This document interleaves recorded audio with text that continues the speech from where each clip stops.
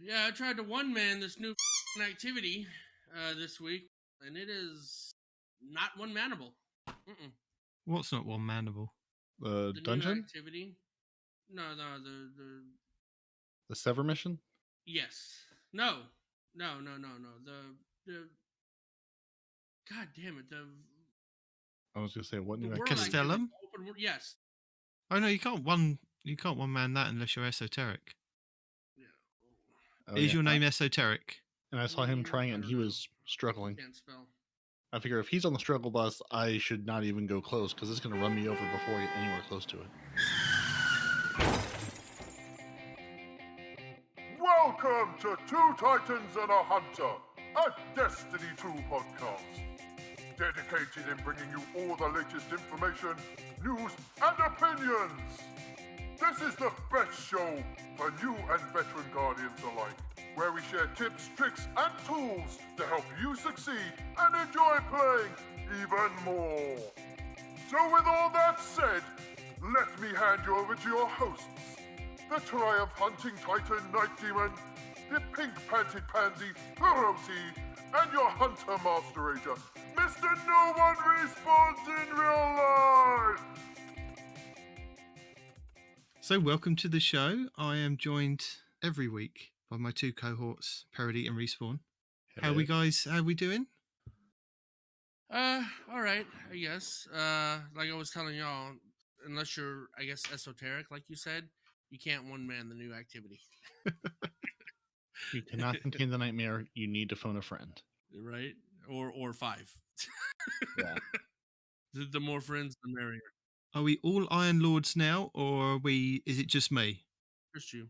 No, it's just you. I've not had. I'm on my way to being an Iron Lord, but the whole 2 resets thing is going to be what takes me a while. That, and it is PvP, so Yeah, I mean, True. Rift is just like lawful, neutral, not even lawful, chaotic, evil PvP.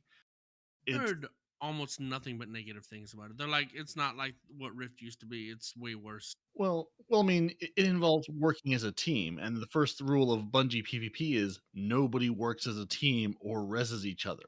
Yeah, No, we've been here before. We know what the situation is. Well, to be fair, I don't think you could res each other in the original either. So that's true to form. But working as a team, that might be a hard pill to swallow. Yeah, working as a team, and I keep forgetting when you have the Rift, you can shoot because the OG version. Oh, really? Yeah. Oh, that's really different. Yeah, like you picked up the Rift, and it's like, no, you're a sitting duck net. Now it's basically you can do everything but use your super. So you can still fight back. You can still throw grenades and do things. Like the Rift is just sort of like a status effect, not like a physical ball you have to carry now. Yeah, because I've now, after moaning and Nitedemon last night before, I was like, I have not gone anywhere. I've never gotten a dunk. I've not gotten halfway near it. Now I've gotten 3 so far on the season. And it's like, oh, yeah, I can shoot and move, and it all works great. And yeah, so you just have to get a little convoy of people being like, we're going this way. Come with us. Let's all do the conga. Follow me to a place where incredible feats are routine every hour. Well, before we get too deep down that rabbit hole, shall we go into Next Week in Destiny? So, Next Week in Destiny, you can neutralise the High Servitor in the Warden of Nothing Nightfall and enjoy bonus Vanguard ranks. So that'd be a good week to go and get your ornament and your new machine gun for Vanguard strikes. The first Trials of Osiris of the season begins, hopefully, touch wood. We have our rotations for our raid and dungeon. So we have the Deepstone Crypt and the Prophecy Dungeon giving out pinnacle rewards if you want to have a go at those, as well as the new raid and new dungeon that we have. And Shax will bring Team Scorched back to the Crucible. Now, Team Scorched is where you have a Scorched cannon, you have a Scorched cannon, and you have a Scorched cannon. We all have Scorched cannons and get lots of kills. So, yeah, just that's it. There's no supers, no other weapons, just Scorched cannons and just Scorched people. So that's great. I'm looking forward to doing that next week. So good. What might my rotations be if I were looking for some of these fancy new exotics that they also didn't tell us about, and I honestly kind of forgot there were new exotics this season? Hello! Well, there's always new exotics each and every season that we have, but I can't tell you at the moment what the legendary lost sectors are, because for the last week nobody seems to have updated the community. I say the community, I mean I have no access to it, I can't update it, it says view only for me, but the community lost sector rotations, which has been passed around, so I don't know who's meant to be doing it, but it's not me. They haven't been updating it with what the lost sectors are or have been, but I have kept a check on them this week. So this week we have actually gone back to the EDZ. So there are EDZ ones, like I predicted, but until we kind of see all of the lost sectors for the next, until it rotates back around to whatever the lost sector was when we first started the season, we don't know the full rotation yet. So unfortunately, I can't give people that information. But what I can tell them is that if you're new to the game or if you're an existing player, lost sectors and master lost sectors are the place to go and get your exotics. You can go and farm them. You do have had to have done the lost sector beforehand. So on all the destinations, you have lost sectors.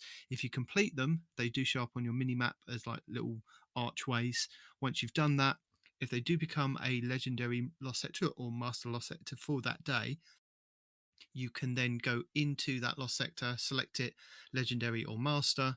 Legend is not too hard with champions in there. It does tell you on the flag what burns there are, what champions there are, and what you can possibly expect to be the exotic for the day.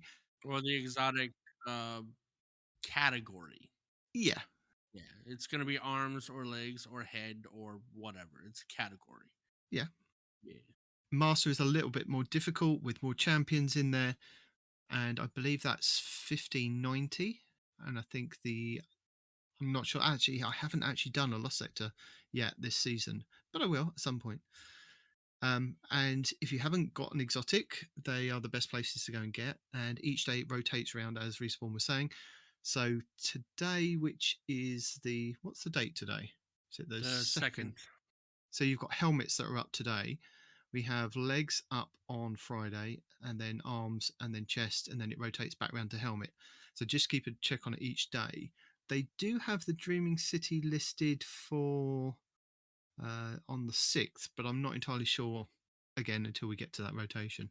So once we've got that, we can go through that. But what I can tell you is your challenges for next week. And I know how much you love a challenge, Respawn. The challenges meaning for the weekly challenges. The weekly challenges. Those things. So you can do Sorrow Bound 3, which is complete Bound in Sorrow 3 and defeat Scorn with precision final blows. You have to do 3 of those and 75 precision kills. I don't understand if it's 3 of this. You've got to complete the mission 3. It is 0/3. So is it just complete that mission? It's the story mission, I guess. And that will give you challenge XP plus. Sounds logical. It does. Nightmare Containment 2, which is successfully complete tiers of the Nightmare Containment public event on the Derelict Leviathan throughout the season, and that's 75 of those. Wow, 75. That's a lot. That's a number. Binding 1. Throughout the season of the Haunted, bind nightmares after completing tier 3 of the Nightmare Containment and open opulent chests on the Derelict Leviathan. You've got to complete 10 Nightmare Harvests and open 5 chests. You will get a Filament of Darkness and challenge XP plus. Okay. Your Destiny would be nice if these were retroactive. Okay. If these were retroactive, that'd be great. Thank you for but I know letting they're me not going to be. You know they're not going to be. Nope. Yes, so sometimes they are, sometimes they're not. Loadout 2. Number 2. On the Derelict Leviathan, defeat combatants with shotguns or fusion rifle final blows and defeat powerful nightmares. So it's 100 of the shotgun/fusion rifle kills and 50 of the powerful nightmares, and that's challenge XP plus.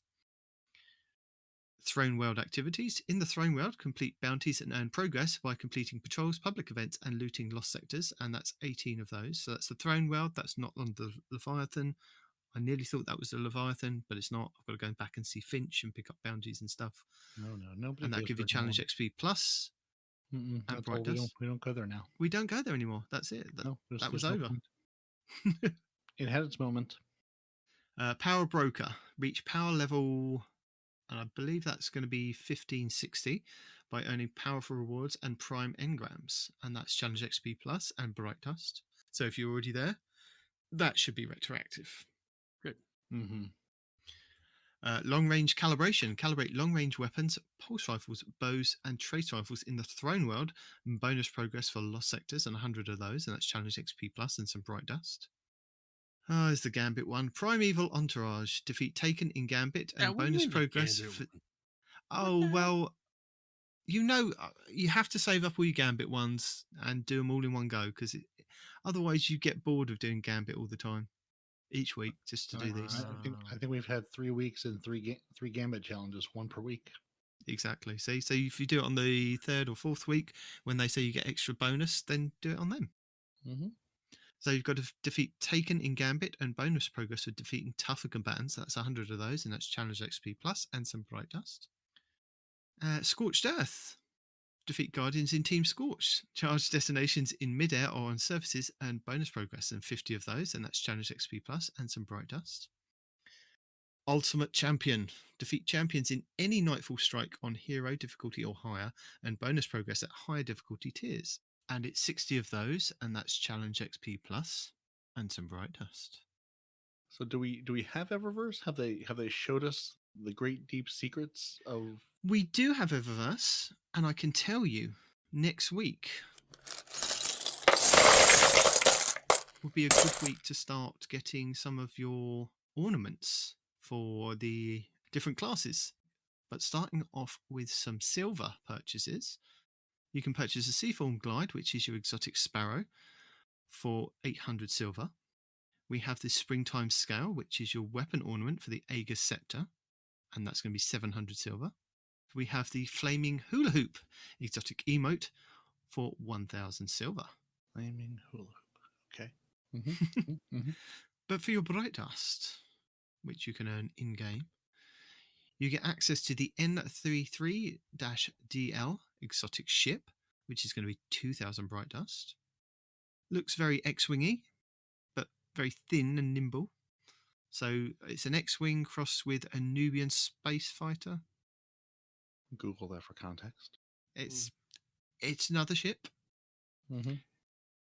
We have the Endless Appetite, which is your exotic weapon ornament. Is the one that we have now, the Hot Rod ship. That's going to be the only ship anybody uses forever. Mm-hmm. We do have the Endless Appetite, which is your weapon ornament for the Parasite grenade launcher. That's going to be 1,250 bright dust. We have the Siva Emergence, which is your legendary transmat effect for 450 bright dust. And we have the Tide Smoke legendary shader for 300 bright dust. And then on the other page of bright dusts, we have the Rising Dawn exotic emote for 3,250 bright dust. The Happy Stars rare emote for 400 bright dust. The Metropolis Ghost Shell, that's your exotic ghost shell for 2,850 bright dust. The War-Torn Peregrine, which is your exotic sparrow for 2,500 bright dust. The weapon ornaments that are for the returning menagerie weapons. So next week is the weapon ornament for the Ostringer hand cannon, which is Broken Bird to be healed, and that's going to be 700 bright dust. And as I said, we have access to the Sun's Apex grips for the hunters, the Radiant Breaker gauntlets for the Titans, and the Warlock's Dawn Singer gloves, and they're all going to be 1,200 bright dust. So if you're going to be starting collecting your ornaments and you don't want to use the silver, you can purchase them next week for bright dust. And we have the cover of the Exile projection, which is your ghost projection for 1,500 bright dust. And I think that's it for all the interesting things for next week. Sort of. Apart from a TWAB, of course. Yeah, I mean it's got an interesting thing or two in it for the 2nd of June. Ooh, it's the 2 of 6, 2022, or the 6 of 2 if you're other places because calendars are weird. Anyway, you guys are the only ones that mix the numbers up. So some people put month day, some people do day month. So sir, the 2 of 6 or the 6 of 2. We're the only ones that get the numbers right, is what you meant to say, and I forgive you for that. But before we move on to the TWAB, there's something I'd like to say. So, Peroty and I have a statement that I wish to read after careful consideration and consultation with our lawyers. But not with me, so go ahead. Peroty's like, this is new to me. What happened? We have forged your signature on this document. I'm sure you're fine with it. Peroty and I would like to issue this heartfelt apology to Respawn for the way that we have treated him recently. We have spent many weeks mocking, berating, and belittling him in front of our audience, and we recognise how, with hindsight, that this was wrong. We understand that we were wrong to call the Hunter Master Rager a Titan, Titan Main, Crayon Eater, one of us, etc. Well, the Crayon Eater is acceptable because I am a Marine in real life. That I can't deny that. And we'd like to recognise Respawn's pronouns as him, Hunter, and not him, Titan. We sincerely hope Respawn can forgive us and move on with our friendship and not hold any animosity or hatefulness towards us. Any more than usual. Yeah. Well, that's better. Yes, I can agree with that. Any more than usual is fine. So, Twab. Wow, and thanks for that. I didn't know that was going to be a thing. Makes two of us. Yeah, but be nice. Don't be. That's Respawn's job. Yeah. And only his. So this week in Bungie, they dove real deep into all the feedback. All of the feedback. And there's so much feedback. There's a lot been happening in the game. We've got nightmares to conquer. Serious or not? I'm being serious. Sir, have you been on the internet? Have you been on Al Gore's internet this week? Yeah, I've seen a lot of back and forth about solar. Well, a lot. I've seen a lot of builds about solar and a lot of good things you can do with solar, and then I've seen some content about how Void 3.0 was better overall out the gate. That's what I've seen so far. I didn't know that there was a lot of feedback. Oh, they've received a lot of feedback, and they've got some next steps to share about Solar 3.0, an updated list of known issues for players to track with so many things being introduced and so many new things being broken, and a special tribute to our community that they think you'll find welcome. There's also danger lurking in every corner. There's a new duality dungeon, and you can get a little spicy with recent 3.0 updates. There's a healthy dose of newness for all the Guardians to take on.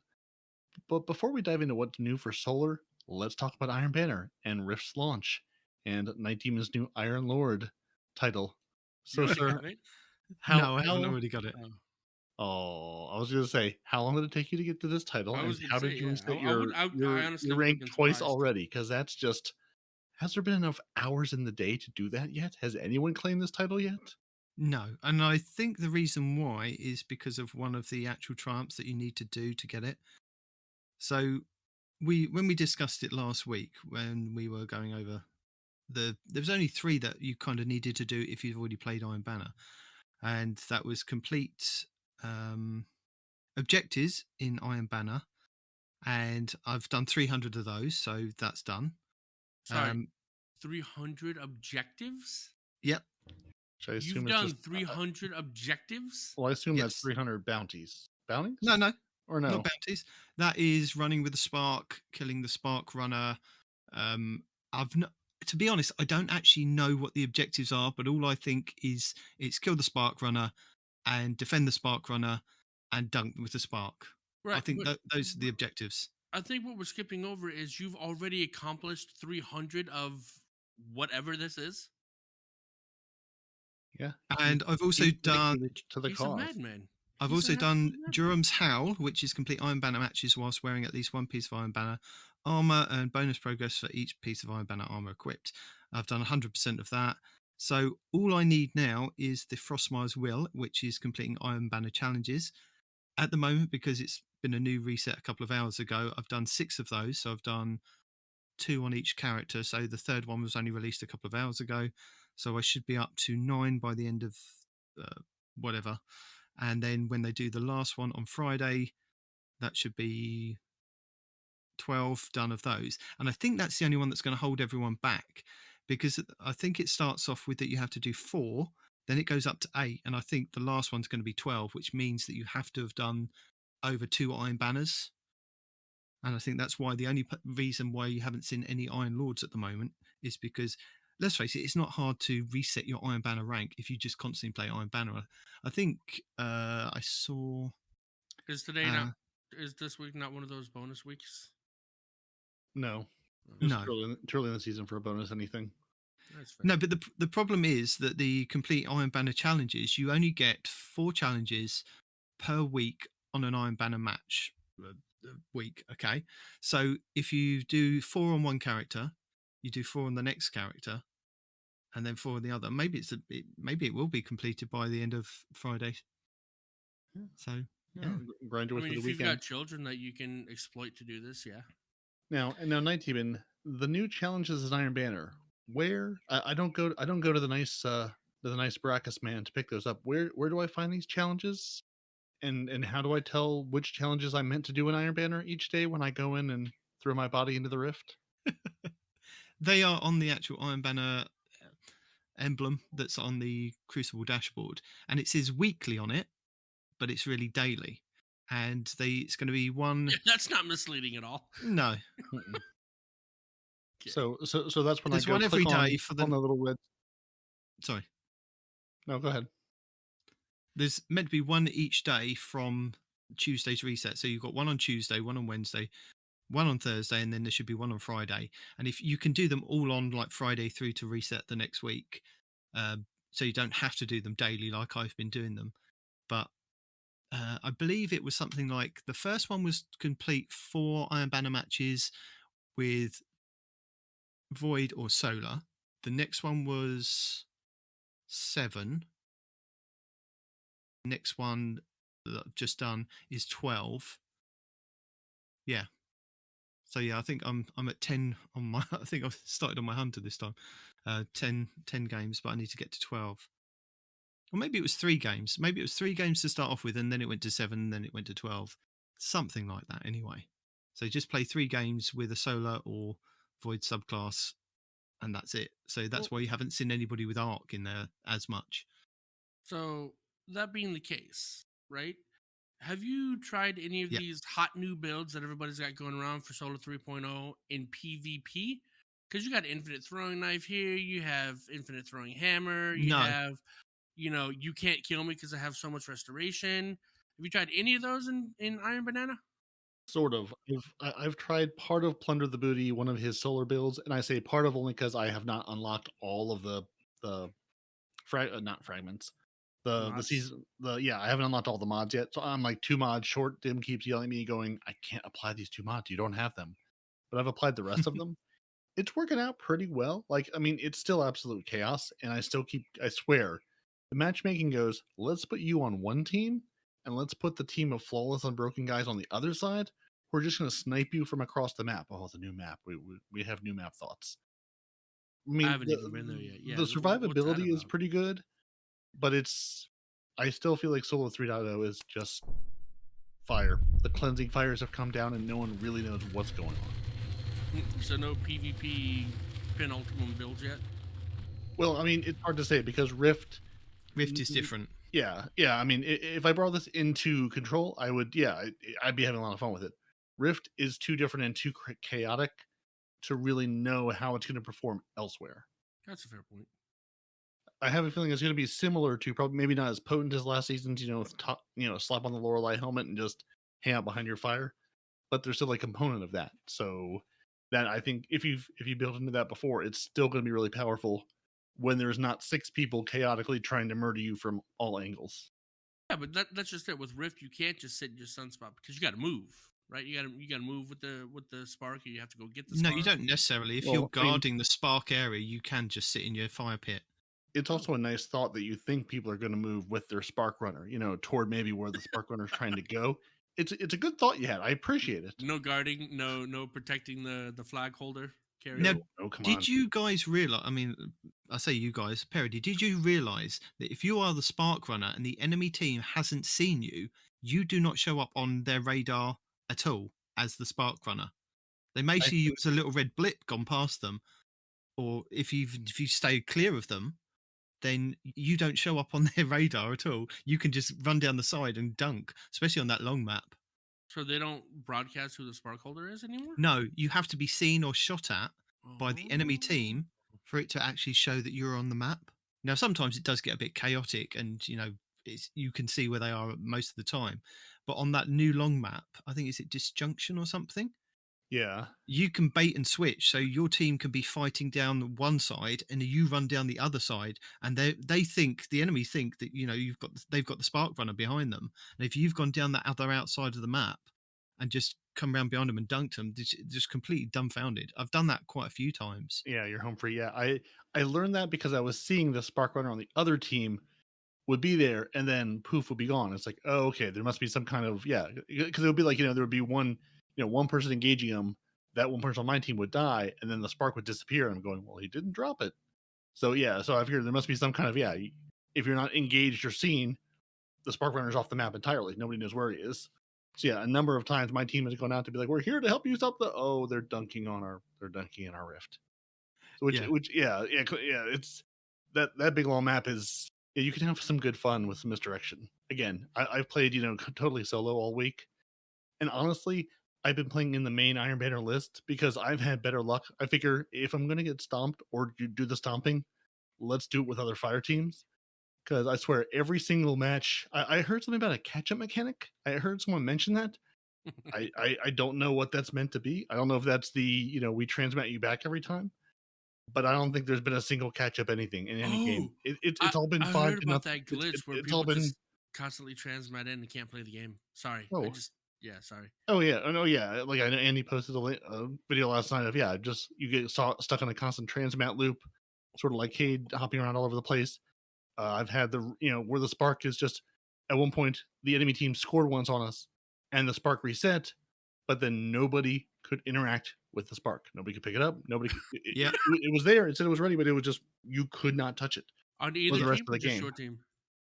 No one in No the one game could pick it up. Yeah. We were trying to dance with the other team, but they wouldn't dance with us. They were too try-hardy. It's like, guys, you're gonna win because we literally cannot play this game mode for the next 6 minutes. So yeah, let's it just just dance and have a good time. turns into deathmatch at that point, and you're just like, well, you can kill me over and over again. You've won the game. I'm just playing just to play out the time, basically. Just back my game-breaking dog. That's all. Yeah, I've had people, I haven't seen it, but I've had people say too that the spark will just disappear. It'll just won't come back. Stellar job on opening this, Bungie. Stellar. You're trying to play apparently Rift, and there's no spark to dunk into the Rift anymore. The case that can happen is if the spark runner dunks on the very last second that they're about to explode, because you get a timer on it respawn as you're running down. I think you get a minute and a half. If you dunk in the last second, then the spark disappears. Or like Peroty said, you just can't pick it up again. Or if you jump off the map with the spark, it doesn't reappear back in the middle. And just people are sometimes caught in that endless loop of restarting over and over and over again. So there are many triggers to it, and there are two that they definitely know about. I was going to say kudos to the guy that can stay alive for a minute 30 in something like that, but you said he's not even on the map, so I guess I was going to say I've not seen any instances of someone dying because they held it too long. That's not been a problem. I have. Did he just take the spark and go, I'm going to take it over here and hide in this corner? Well, no, they were running backwards and forwards, and I don't think they could make up their mind which way to go. They were running one side of the map to the other, and time just suddenly creeps up on you, and you just explode, and that's it. But I have played a few more games more than you, so I've seen a few different things. A few more games. And I think I was a bit like you when I first started. I thought, I really don't like this for Iron Banner, but now that I've played it a lot more, I've actually kind of got into it. And again, I've only played in the solo playlist, but if you can find a team that actually have some kind of coordination and work quite well, and depending on what you're playing on, I found, and again, this was because I was watching YouTubers and their opinions on it, watched Dato's thoughts on it, Aztecross's thoughts on it, Fallout's thoughts on it, and it was only through kind of listening to them and what they were doing that I decided to go on Warlock with the Astrocyte Verse.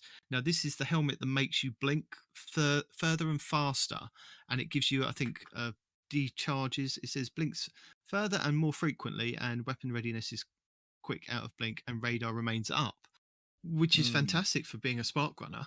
Oh my god, especially on that huge map, you can just blink halfway. It's like way in front of your team, and then when you get close to them, you can bait into that rift if you can get I mean, I'm not a professional warlock, and especially not that very good at blinking, but I kind of got the hang of it, sort of, to blink into the rift and actually kind of dunk it, and you can still dunk it backwards. You can walk into it backwards and still dunk backwards as well, which has been quite fun. Nice.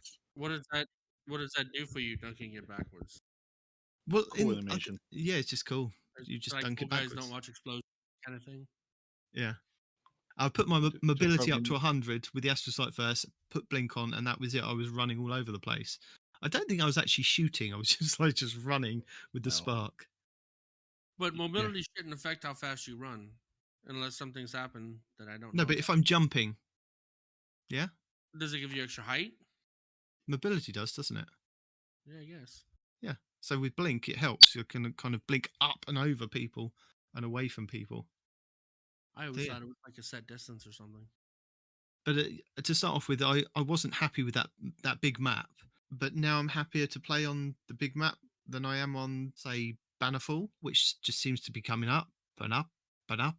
And if you get a team on an opposite team that really know what they're doing, they can just kind of corner you at your spawn and just demolish you and just dunk. Mhm. I mean, that goes quite fast at Bannerfall if they're going to be doing that.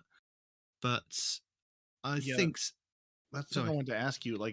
I've seen the new map and I've seen Bannerfall, and I think that's it. I can't think of it. Or no, there's the one. Oh, it's on there's the one other one like on, I don't remember where it is, but like it's, Venus.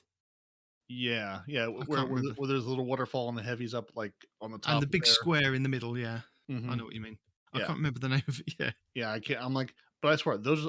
I don't know how many maps are in the Iron Banner pool, but those are the 3, only apparently. 3. Yeah. Yeah, those are the only 3 I've seen, and it's been like 90% the new map, 8% Bannerfall. You know, every now and again it'll be like, oh, we'll throw a Bannerfall on for color and texture, and then that third one, I think I played on twice in the, I don't know how many games I've played, but yeah, I was like, are there other maps? I mean, I understand it's a new map, and they obviously want us to try it out, play it, get enough, Bungie get can enough never numbers just get to. it right. Either they overweight the new map, or they make it so that you don't even see the new map at all. You know? Well, I mean, it's our first new map, and however many hundreds of days we said last time. 8 I think years. I think they're overweighting it just to get a whole bunch of data of going. This is a new map. Let's get a bunch of data for people playing on it to see how it plays, see what we need to do with it. Take that with the feedback and see what happens. But yeah, it's like, okay, we're here again, and as I can't figure out what loadout I need to use on the big new map. Because if I go long range, I end up in short encounters. If I go short range, I end up in longer encounters. Why don't you have one of each? A I tried shotgun that and a too. sniper. No, that won't work. It's a special economy. And also a sniper. That's not a thing I can do. I can snipe near you. I can fire warning shots near you, but I'm not going to kill you with it. No, I mean, it's like I've done like SMG sidearm loadouts. I've done gone back to my pulse rifles and autos. It's more just like the play style of the team I'm against. No matter what I spec for, they're going to do the opposite thing, like every time. Oof. That's all. It's the one on Venus one, isn't it? Fragment is the other one. You'd think after 79 years of playing this game, we'd know Convergence. what any of these maps were called. Isn't We it don't really play Convergence? PvP, so Well, you don't really play PvP. You're speaking to an Iron Lord over here to our far right, over there across the ocean. Not yet. overnight Iron Lord. Sir, That's what happened. No, I mean, that's what happened. He got his sooner, right? So because of his time traveling capabilities, he got his like a day before we got ours. So he's been working on it longer than we have anyway. Yep, checks out. And yeah, I think it's Convergence. I think that's the other one. But I would have liked to have seen a few more, like you said, on some of the other maps. Like Vostok's quite a big map that we've only just had put back in, and we haven't got that. But maybe they could have brought one out of the vault from D1 to, because those maps for Rift were pretty big, weren't they? Mm-hmm. Yeah, it'd be nice just to have a little, something else. I don't know. It's yeah. Again, the new map. I don't know how I feel about it yet. I really disliked it at first, but the more I played on it, and the more I just got used to it, the more I liked it. But it was still just a lot of, Are there like a lot of lanes that you got to deal with for sniping? there's a trillion lanes. There's so On that many. big one, yeah. Yeah, I think that's like I want to play something else on it to see how it feels, because obviously we're playing Rift for the first time in Destiny 2 on a new map, an actual new map for the first time since the Dark Ages. It's like I don't love it, but I don't hate it. But it's just a lot of different. So it's like just trying to adjust to it and how do you play it. And then you go to Bannerfall and it's like I know every brick of this entire courtyard and every building because I've been here a trillion times. Yeah. Every sight lane and all that BS. Yeah, and yes, Convergence, that's what it's called. And I think that the respawn timer is okay. I don't mind having that respawn timer. But what I'd like to do is have the option of either leaving my ghost there to be rezzed or push it so I can go back to base again. But I think when it gets down to that countdown, it just automatically res you back at base. You're like, oh, for God's sake, because somebody was just about to res me. I'm like, ugh. So I don't mind that res timer. I think it's about 10 seconds, and I believe people were saying it was 7 in D1. That's fine. Yeah, I've got mixed feelings. Yeah, I'm sort of with you. Like I either want the ability to like res me now or let me get res. Like if I'm being res, let that complete. But I've spent a lot of games watching my teammates. You again, fighting around me, fighting near me. Sometimes going for the res, sometimes just standing on my body, going, "I could res you, but I don't want to." And just like watching that, being like, "Hey, can I just hit the button now and res myself because I don't want to wait the next 6 seconds watching my team get slaughtered." Because that's the other piece of it, just the timing of Rift. Like, somebody launches a well-timed super, or they're the PvP god on their side. They wipe your team. You've got like that 7-second window where there's no one. You can all be dead, and they just walk in with the Rift like, do. We live here now. Here is the Rift. Have a nice life. What is the point that they'll just stand over you and not res you? Like, are they teabagging you because you died funny or something? I mean, why isn't your teammates resing you? It's because they don't understand that it's a objective-based game mode. Rather, they're thinking if I just kill that person, I can just run on and one man all of this. That's what they're thinking. They're not thinking work as a team. Right? Yeah. I mean, I've had no one grieving me during this, or they're taking damage from somewhere because someone's popping with a scout rifle, and they're probably looking around going, which of the 6 doorways am I being hit from? Or or again, there's some flames nearby because I mean, everything is fire. The entire world is fire. The cleansing fires have come to wash away all of us. So it's like, is it good fire? Is that bad fire? If I stand in this fire, can I res you, or am I going to take tick damage and I can't res you? That's half the problem with solar. It's all solar. They slightly changed the shade of it, so you can kind of tell if it's a friendly tornado or if it's a bad guy tornado. But that's my biggest problem with solar. Like that's my biggest issue with solar. Like even with void, you can sort of tell again, friendly void, bad void. Mm-hmm. There isn't any. It's just all cleansing fires, and that's it. It's like that's my biggest complaint with Void 3. With Solar 3.0. Yeah. Everything is just fire, and then Void. Like I could tell, I could use the verbs, I could understand what's going on, I could see, what my build was doing, what my gameplay loop was. Solar, other than pop this barricade, stand behind it in the cleansing fires of restoration, I can't really. I don't know what I'm scorching. I can't keep track of what scorch damage I'm doing, or what's exploding.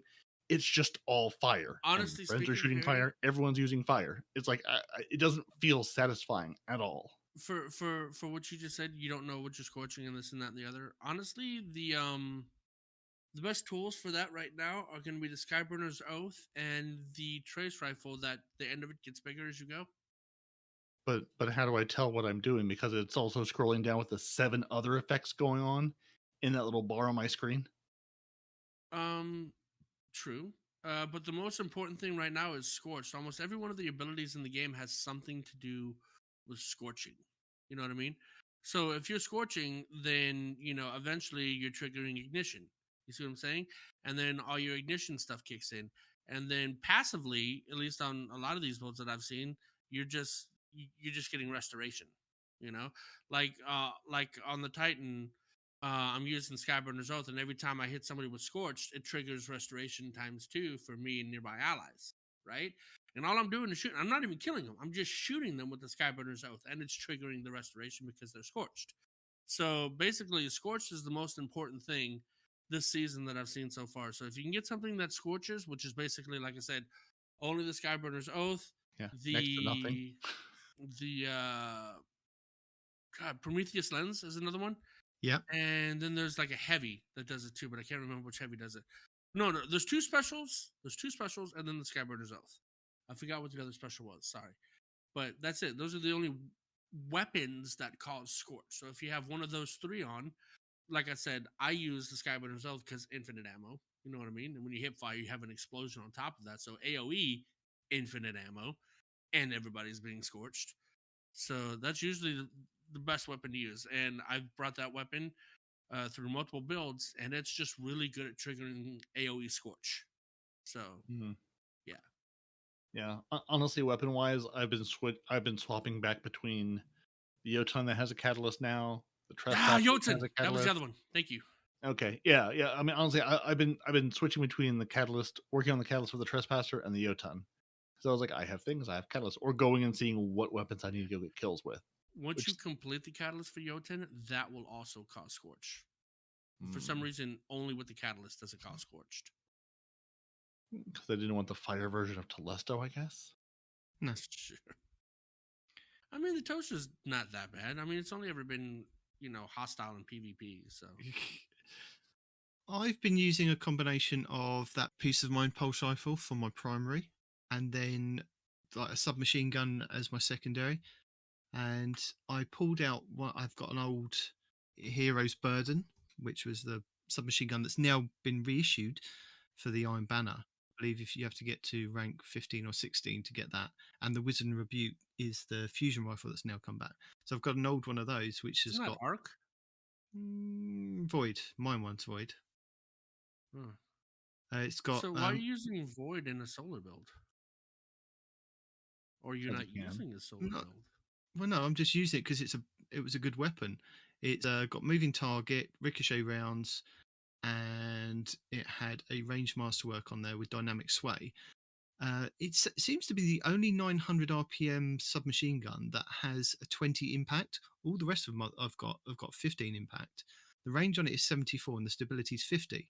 So as light doesn't matter anymore, and it was sunset at 1060, it was just one that I always kind of kept around for Crucible, and it's been doing some really good work. So I've been having good fun with that. Yeah. Oh, that's the thing. That's the thing I wanted to ask. Have you seen, or I guess have you noticed people using sunset weapons against you? Because I've seen the Lunas. There were Lunas. Okay, I haven't seen those. There's a couple with their anonymous autumns out there that they've apparently held on to. That it was also sunset at 1060. That they clearly love that gun because the one guy I inspected had like 12,000 something kills with it. Clearly a best friend they brought back out. And was it the Aaron Till fusion rifle? There was a fusion rifle. Yeah. I remember seeing going. Sunset, I know you were Sunset because I've been murdered by. Yep. Aaron Till Sunset at the same time. 1060. That's your metric. I know you were Sunset because I haven't been murdered by you in a while. Precisely. Yeah. Those were the two that I remember seeing. I mean, I'm sure there's others. Like I haven't seen Lunas. I haven't seen Not Forgottens. No Recluses. No Mountaintops respawn. Not to say they're not out there. I just have not happened to run into them. So I was curious if you all, or at least 90, if you had seen any of the Sunset weapons in Iron Banner. I haven't seen the Mountaintop yet. And I thought I would run into a mountaintop. There are a lot of people running grenade launchers. I ran into a blast furnace from the forges. That killed me a couple of times. I missed my that's the auto rifle? No. Pulse rifle. Pulse rifle. Yeah, I missed that gun. I've got one somewhere. I was just looking for it to see. But yeah, there's I haven't seen anything that has kind of been dominating the Sunset era, but then people can use whatever they want in normal Crucible. So right, yeah, people have kept it around, for just running control. Next? Whatever. You're taking light away from trials now. I mean, yeah. Well, I mean, and that's what and we sort of touched on last week. I'm curious, like, is this sort of a what's a preview of coming attractions, or are they just going or is it just like, for the love of God, you all should play Iron Banner? It's Rift. We really want you to get in there. We'll remove the light restriction. Go at it. I think that's what it is. Yeah, I really do think that's what it is. I mean, there's no incentive now for me to actually level up the weapons that I was keeping to take into PvP, to take into Iron Banner, because that's the only place that I use them, and I needed, like, where I was taking a variety of older weapons, not Sunset ones, but just older weapons, and kind of constantly bringing them in to play with them just to see how they fare because of the changing metas. But there's no need for me to do that anymore. I can masterwork them and just leave them as is. I don't use them to play Trials because Trials is a completely different meta from what Crucible is to now what Rift is. Rift is, as I said, it's completely different. I mean, you're looking at maybe like shotguns and something to take out the runner when he's running away past you, like a pulse rifle that can work at distance. I mean, I've seen plenty of messengers out there. I saw somebody with a bow actually doing some really good damage. I think it was the new one, the new heavy one. I don't know if it's heavy bow. Well, it's not heavy, but it's harder hitting. It's the one that was high impact. Yeah, it was a high impact one, and I can't remember what it was, but he was doing some damage. He was using the Monarch earlier, and that was doing some good against the snipers that were just popping up all over the place. Well, the bow in question, I didn't think people would be using that because even though, yeah, it hits hard, its accuracy is ass. Have you seen the accuracy on that thing? On what? The new bow that you're talking about. I've broken down every one I've gotten, so no. Yeah, No, no, I think If I can't craft it, I don't need it. No, I think it's the under your skin. I think he was using, which is it's got an accuracy of 89 on there. Impact of 76. Okay, that's not the one that I saw. There was one that was high impact. Yeah, there's a new one, isn't there? Yeah. The accuracy is something like is. 16. Wolfbane. Lulunta 4B, which That's is it. Primary. That's it. The primary one, yes. Yeah. Yes. How are you going to have a bow with no accuracy? That's what I'm saying. That's what I'm saying. It's like, what's the point? What, you know, you only get the one shot. You want it to hit. Does it? Yeah, I was gonna say I don't know. I deleted mine, so I'm glad you came up with it because it's not my inventory anymore. But I have got one of those that's got 55 accuracy on it. So that may be because of the perks on there, and it's also got successful warm up. And but still, it can 55 is the lowest you can. I mean, no other bow has been that low. You know, I've got one that's got 16 accuracy. I mean, you might as well use the tiny bow. What's the benefit? Does it fire like ridiculously fast? Does it hit really hard? I mean, what's the trade-off there? I don't know. I use Le Monarch, and that's it. Sir, this is the wrong show for that. You're looking for Destiny Massive Breakdowns. Or firing range. Mm-hmm. I guess. I'm trying to find the logic. And I know, shut up, Chad. Sir. I know I'm not supposed to find logic in what Bungie does. Don't come at me. But it's a hard habit to break. You know, you try to find why they do what they do. Game. Sorry. This space magic is just not logical. And have you found any issues with the special bricks laying around? I mean, I haven't. I mean, I was using Jotun and only getting one brick from it, and probably after that dying. But I haven't seen anybody storing up loads of bricks and just like within PvP. You mean? Yeah. Yeah. You can't live long enough because you're gonna burn in a fire. Like yeah. Okay, in Rift it hasn't been an issue, but I'm guessing because we haven't really played anything else. Clearly traumatized. There's so much fire, man. Well, I mean, seriously, it's like everybody is like, I mean, I've had no problem with special because I'm dying enough that I can get it back, or it's just laying around everywhere. Yeah, like I don't think Rift is not a long lifespan. You're not running around having a good time. I mean, maybe if you're hanging in the back, you're gonna run out of ammo real quick, but there's no back to hang in if you're doing anything. I don't know. Yeah, I haven't touched anything else. I've done my 3 strikes, did my 3 gambits, and then I've played Iron Banner and Nightmare Containment, and that's it. So I haven't gone into non-Rift PvP. So I don't know what those people are up to. That's funny. There's no long lifespan. There's fire everywhere. Everybody burns. Yeah, seriously. It's like we have an objective where we're all trying to run at the same point in the map. It's like control with one control point, and everyone's just on fire. It's like, how? There are some people who are really enjoying their toasters, though. Just hanging back, and you hear that clink. I knew that was going to be a thing. As soon as I heard that there was a catalyst, I but is that because people are just doing their catalysts? Because that's all I was using it for. Well, is the catalyst PvP specific? No, it's just go get killed. No, not really, no. Yeah. I haven't even looked. It may go quicker in PvP, but still, it's just, I mean, it's a fun gun to use. And again, if you're just trying to hang back and go, I can watch that spot, you've got to come through that doorway to get that rift, or you're coming through the doorway with the spark. I can just sit here and watch you and wait for you, and then fire this at you when you get here. The lie and wait play style totally works. And then one of these new players around that haven't had to deal with the Jotun for years don't know. I mean, once you know how to deal with the Jotun, it's not that scary. You jump up and to the left or right, and then it misses you. you're done, right? But a lot of people try to jump away, or they try to jump just straight up, or they try to run away, and so like it's easy pickings with some of these new players that have not had to deal with the Jotun for years. That the Jotun is just like devastating nowadays, It's just like you're gonna get a kill with it. It's just I don't know why I'm talking about this so much. I'm sorry. Continue I on. think one of my only complaints or niggles about it is that 5 dunks is, I think, way too long. I think they need to cut it down to 6, not 6. Sorry, I Like think they need to cut 6 it. total. Yeah. No, I think they need to cut it down to 3 because sometimes the games go on too long without you even having touched it, looked at it, been near it, smelt it.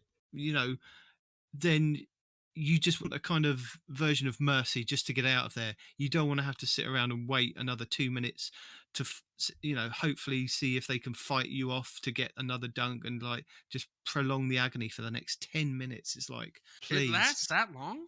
10 minutes a match. And Yeah. if it Which, goes, it's often quicker because you're often either absolutely smashing the other team 5-0 or they're smashing you 5-0. But yeah, it feels long. It's one of the few PvP game times that feels long and is. Some things take a while. Like it's sort of like that Gambit feeling of you've got 2 good invaders and you're going back and forth and back and forth. Rift can sort of feel like that, where it takes a while. So if you especially kill if no the one's Rift really. carrier, does the Rift drop then and there, or does it go back to Yes. spawn? Yes, it goes there, it drops there and then. Okay. Yeah, it drops wherever you were killed with it, or wherever you got killed. Got the So kill then, with it. if you tried to run it all the way back, you'd be running it back with a disadvantage because it's probably near your home base, and now you have to get it out of your home base and get it to the other side. I see. Yeah.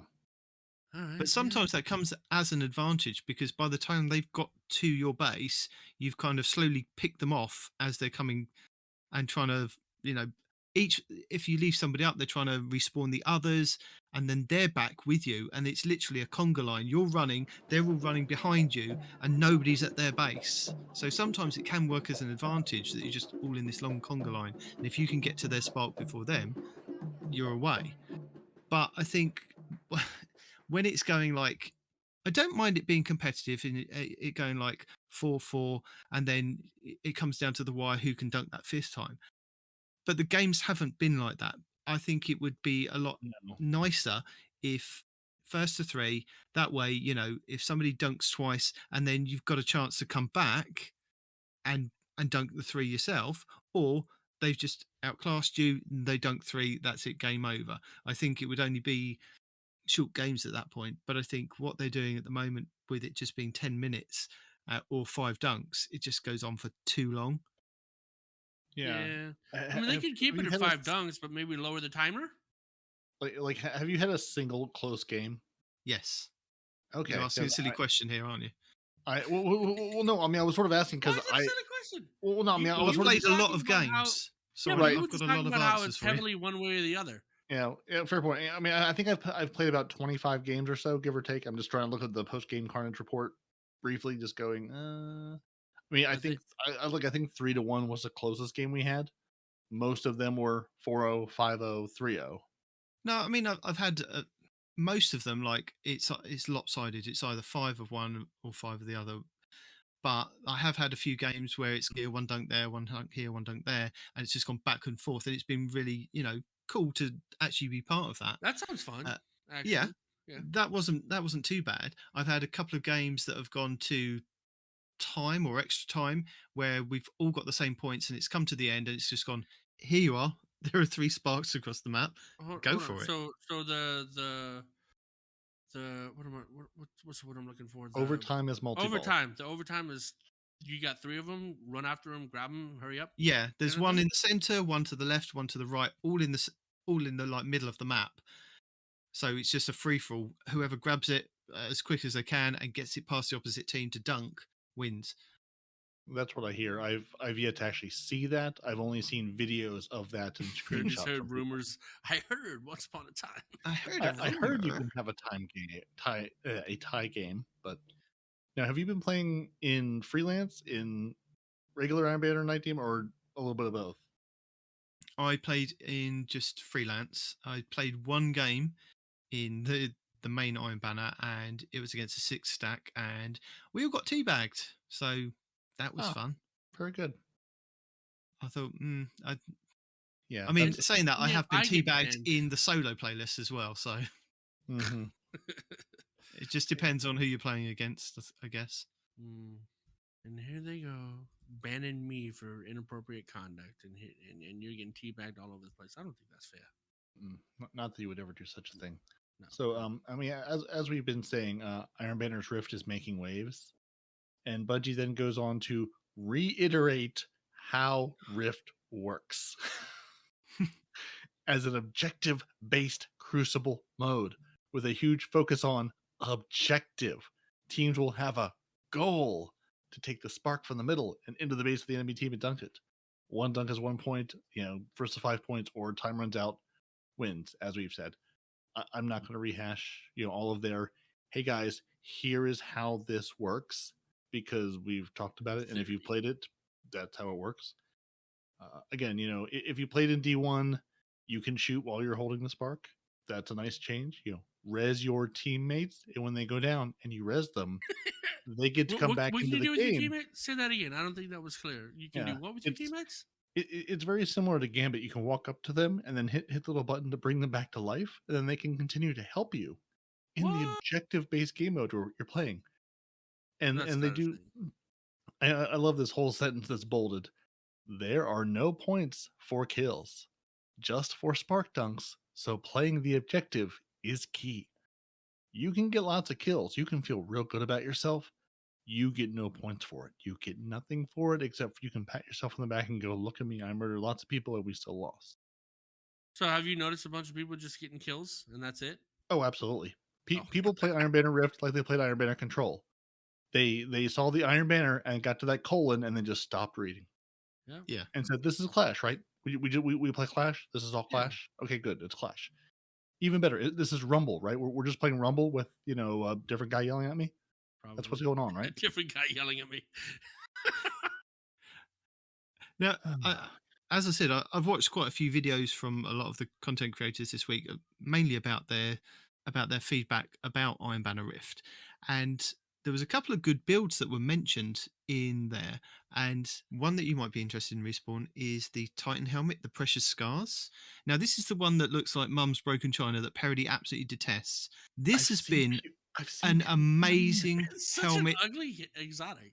It's so hideous. It's an amazing helmet to have in Rift, because its exotic perk is Final Blows from a weapon with a damage type matching your subclass energy creates a burst of healing around you. After reviving or being revived, you gain an aura that provides an overshow to you and your nearby allies. So if you're downed, they res you, you give everyone an overshield. There is no resing. Isn't that the whole lesson y'all have been teaching me right now? Is nobody's resing? No, but if you do res, you can be the reser. You can give everyone overshields with this helmet. Oh, you can be the guy. I see. But can you be the Rizza? No? Could be. And the other one is the Warlocks with the Boots of the Assembler and the Lumina hand cannon. So giving out noble rounds and protecting people, giving them extra damage and shields is another kind of way to go. So especially with that new healing grenade. The wells. The wells, man. You go up against a bunch of well locks. Just emote your way through the game. It's over. You're done.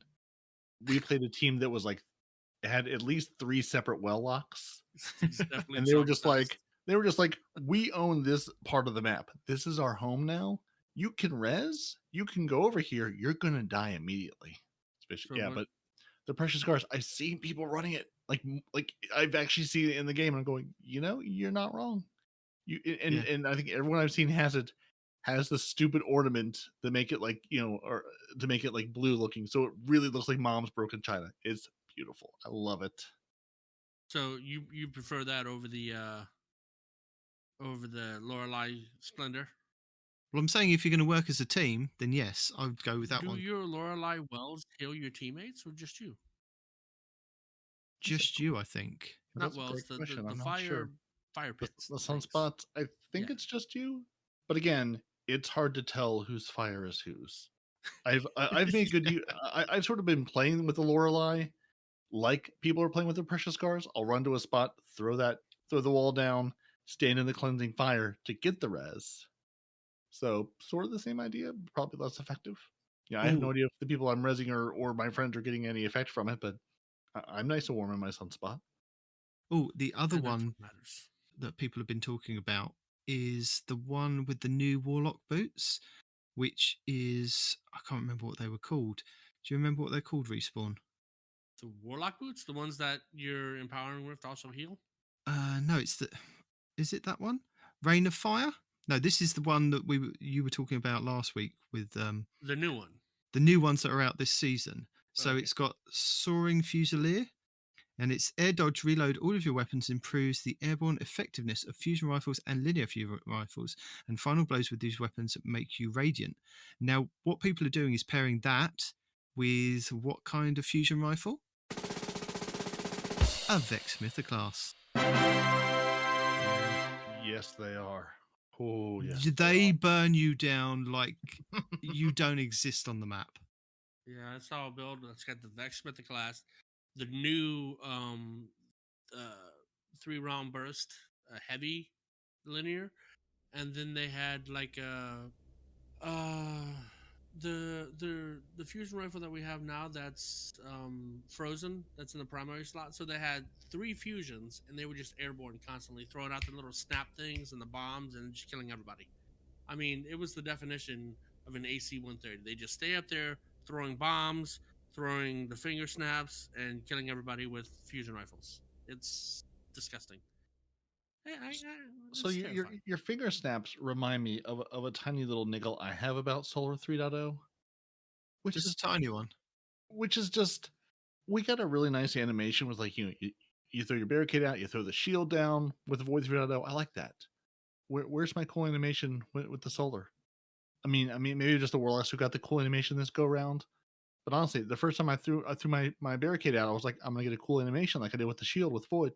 No, just same old animation, and it just makes me sad. That was one of the things that just I really Well, I enjoyed just with. didn't get anything either. It's just the Warlocks. Yeah, so maybe it's each 3.0 somebody gets a new animation. They're like, sorry, our animation budget's for one subclass per rework. That's what you get.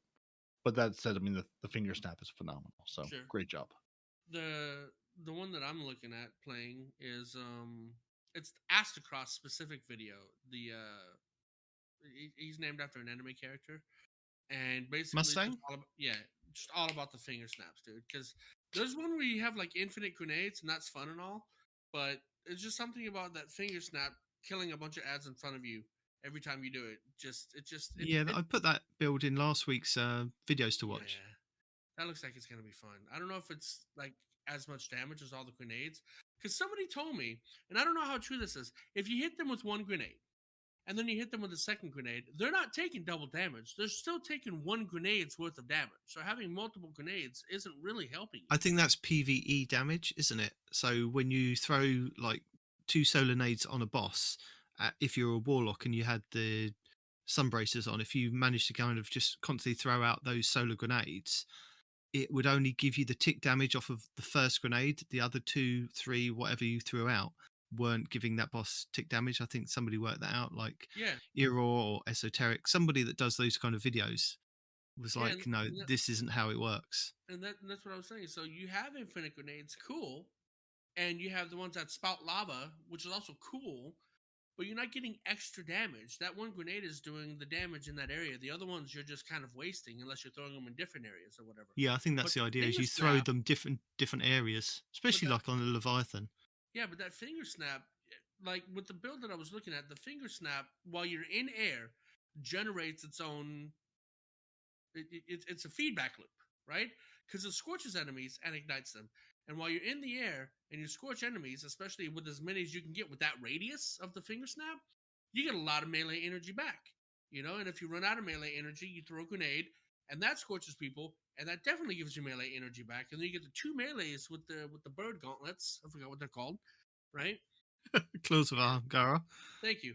And so you got 2 finger snaps that are just feedback looping into themselves. And I was like, I bet if you put the Monte Carlo on that thing, you'd just be unstoppable. You know, Monte Carlo, and maybe, I don't know. I don't think you need anything besides the Monte Carlo to just have that finger snap just constantly going. You know what I mean? Yeah. That looks really fun to do. It sounds like it's time to, and we'll throw these in the show notes, our Destiny community friends, because we're all friends here in the Giant Destiny community, over at the Massive Breakdowns PvE podcast, specifically Court Projects. If you follow Court Projects on Twitter, COURT Projects, just how it's spelled, is the data guru of Destiny 2 info spreadsheets, has just released updated for this season and is working on further updates for various parts. Things like how do things stack in the PvP and PvE sandboxes?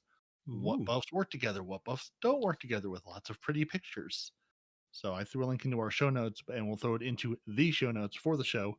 So if you're going, does this stack with this? How does this stack with this? If I put 2 of them on, will I get double damage, or is it just the highest thing I'm getting? So again, those folks out there are doing the incredible work over in the Massive Breakdown community of figuring all this out and then telling the rest of us so we don't have to. Right. Yeah, but they've been working heavily on updating that stuff. So I've got core projects on a Destiny list in Twitter. It's just good to keep track of what those guys are up to when they say, "Hey, we've updated all the things. Go check it out," because it's very pretty and we'll answer all of your questions of is this worth doing or not. If you're trying to get every last little bit of power out of that build, or just trying to answer the question of is it worth putting 2 of these on. Mm-hmm.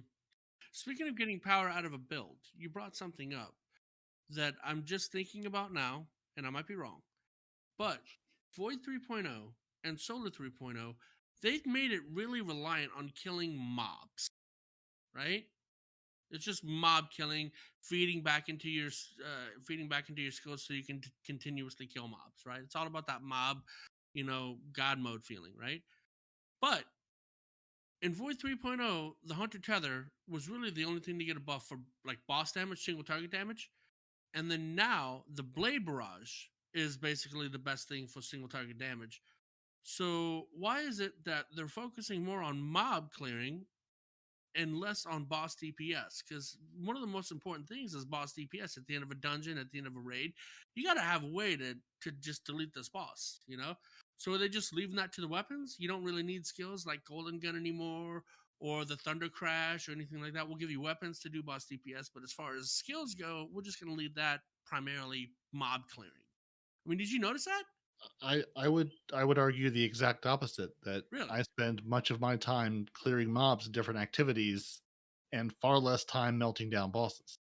Oh, that's what you So meant. yeah. So I mean, much of what I'm doing is clearing mobs to get to those bosses. Yeah, do I want to melt the boss? Absolutely. But do I want to get through those rooms and rooms and rooms of ads quicker? Absolutely. So if at the end of the day my choice is melt a boss quickly or get through the rooms of ads to the boss, I want to get to the end quicker, and then I can use my super, my whatever ability I have to melt that boss down. Yeah, It I think just depends on what you're that's up the to. thing, isn't it? I mean, they've got designated supers to help you with melting bosses, but it does involve you using your weapons, like the well, like using the bubble, like using tether.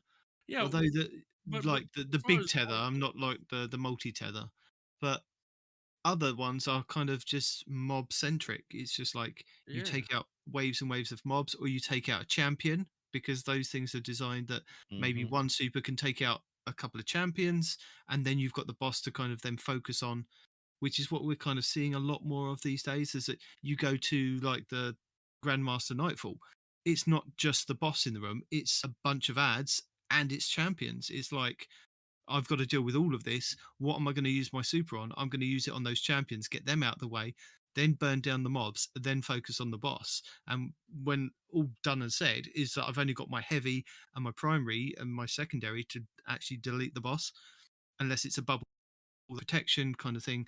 So yeah, I agree with you, Respawn. It's kind of, there's not so much centric where we used to use our supers to delete bosses. I mean, you could possibly still use them, like the big Thunder Crash with the Curious of the Falling Stars chess piece. well, the That can Thunder still Crash kind of, that hasn't been addressed yet, though. no, We haven't hit Arc 3.0 to see how they change but that, things like right? that you can still use on the boss, I guess. I mean, that's still going to be built into the Arc 3.0. They're not going to take it away. That is still going to be, you can still do that massive Thunder Crash. You'll still be able to wear the chest piece that gives you extra damage. Yeah. So I don't know, man, because I get the power creep. Like whenever I'm taking out mobs, yeah, I feel the power. Like I'm clearing out entire areas by myself on really hard difficulty. Yeah, like the new dungeon just it's a really good example of that because you're getting constantly swarmed by mobs all the time, and you just clear everything out in a matter of seconds. Well, Right? you're not doing it right then if you're getting constantly swarmed by mobs. What do you mean? If you're Well, doing you it obviously haven't solo, seen the Cheese Forever channel this week. oh, that's only on the last encounter. No, it's on every encounter. And I will link it in the show notes. And Okay, I don't know. this week, I'm thinking about the one where you throw a grenade at the door and mobs stop coming in. this week, Cheese has put out so many videos of all the different glitches in the game, and especially for the dungeon. All I've done this week is link his channel. So go and check out his channel because he's got so many videos on when you were like, I think it started off with the dungeon basically, and what they found that you can do to stop the mobs coming out, to the point you can stop all the mobs coming out in every encounter and just easily do the boss and whatever champions are in there. So go and check out his channel because he's been amazing this week with all the stuff that he's been putting out. Do you follow him on Twitter? Mr. Cheese. Yeah. I have a personal phone number for him. Oh, do you now? Okay. Well, that being the case, I saw he posted something on Twitter, and it was feedback from somebody that watches his videos, and he goes, "Thanks, you've officially ruined my Destiny experience. I can never play the game again. I've uninstalled it because of your videos and whatnot." And I'm just like, bro, you don't have to watch videos, man. Yeah. Nobody's forcing you to watch this video.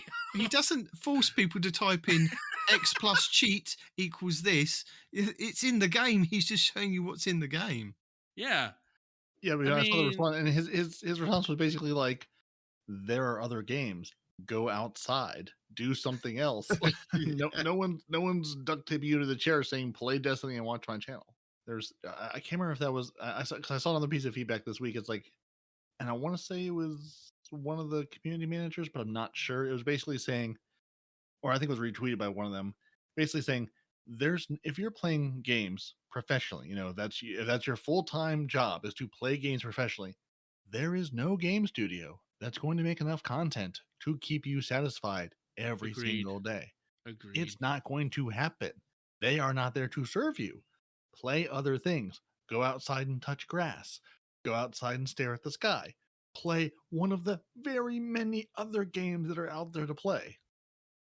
If you burn through all the content, great. Go do another thing. Rinse and repeat. So many of these Bungie's not going to give you season 2 about that. That's ridiculous. It's like we're not here to do what you think we are. I'm not here to make this game so you can have content. You're here to make content about my game. It doesn't work the other way around, dude. No. They do clarify though in the TWAB about those daily challenges being a bit confusing and what they were calling with the weekly challenges. Very. And I've had to go like refer to our notes, refer to things to be like, where are these challenges again? Because again, I go to Iron Banner, I hit the button, and I go stop. I go into my menu to switch weapons around. I'm not looking at when I hover over the Iron Banner icon on the screen. I'm not looking to see what it's telling me. I'm like, I know what it's telling me. It's there. Hiding the challenges there and not calling those out in any way. I'm sure tons of people, myself included a little bit, have missed them and going, where were these again? I did as well. I play because you get that initial quest. It says go and play a game of Iron Banner Rift. I did that. I then went, I've got to go back to the tower and speak to him because it says I've got to do a challenge. So I've got to pick up a challenge. Mm-hmm. Went to him. I was like, well, you haven't even got a second page, man. Where is these challenges? And it was only because I thought, okay, I'm just going to go and play Iron Banner because I want to go and get my Iron Lord title. When I clicked on it, I was like, oh, look, it says there, look, one of 3. Oh, that's what the challenges are. And I didn't even see that it said weekly. I just saw 1 of 3 that I'd already done. I was like, okay, I will just continue playing and then it will unlock for me. And it did. But the thing that's confusing me about Saladin is that he was meant to have a rework along the lines of all the other vendors, right? Mm-hmm. Yes. Okay. So, I mean, eventually, I don't know if it's now, but eventually. When you go to Saint 14, who runs the who runs the Trials of Osiris, what does he have on his page? He's got the bounties, and he's got the second The page bounties. is all the weapon focusing and the Ingram turn in and all that good stuff. And Oh, what's missing from the Iron Banner? All That the same bounties. stuff? Any bounties. There's Oh, no the bounty bounties. for Iron Yeah. Banner. Why are there no bounties? Aren't they in your inventory or something that you No, No. there are no bounties for Iron Banner. They've basically removed the bounties entirely and put them into the weekly challenges. Yeah, in the weekly challenges, that's what I'm saying. Yeah, but there's I mean they just replaced them entirely, and it haven't even given you like actual daily bounties to go Like, do. Like you can pick daily up the bounties that Crucible you can ones. pick up, like Shax and Zavala and Drifter and Saint. It just, you can get daily bounties for playing whatever they are, but you can't for Iron Banner. It just makes no sense. Like, go and get like 20 hand cannon kills, or run with the spark once today or something. Just touch the spark, look at the spark, lick the spark, shoot the spark, anything. The spark lovingly. Yeah, and like there's no way to go like earn bright dust or even just really. I mean like you are earning rank for Iron Banner just by playing the games and more by winning. Are you now? There's no way. Well, I mean that's what they claim. I have like 6 engrams from Angry Brachus there standing there. What is his stupid name again? Brachazon? No. No. No, Saladin's new name. Brachus Brachus Forge. Valis Forge. The angry man in the tower who's now up front and center. Well, can I tell you something? There's no way to earn bright dust or anything else. Can we stop you? You can tell me lots of things. Well. I can tell you that there is a glitch at this point in time. So if you are like me and you thought, hey, that says do 4 of those, I will get an added bonus on my character. So what if I did 70,000 of them? Well, on the screen, I can't remember what it's called. In the bottom left-hand corner, if you hover over if you are in Iron Banner, it tells you that if you put the emblem on, it will give you a bonus towards progression in the Iron Banner playlist. If you wear Iron Banner armor, Iron Banner ornamented armor, Iron Banner weapons, that will also give you a bonus towards it. It also says that if you complete the daily or /weekly challenges that they've mentioned, that up to 4 of those completed will also give you a bonus. And I saw lots of people talking about this on Twitter and things, going, are you sure this is the right amount of bonus? Because I'm getting like 4 times, 8 times bonus, up to, I think it was 11 times at the time. Mm-hmm. If you go over 4, you then get stuck at only getting 44 rep for a loss and 61 rep as a win, instead of the 200 or 300. I thought it's if you go over 5. Is it actually 4? Like legit?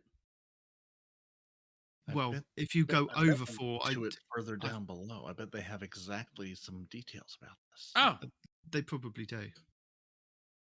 But what I'm saying is, I thought, because I'm trying to do the Triumph where it says Iron Banner challenges to unlock the next point to see if I can get them to 12.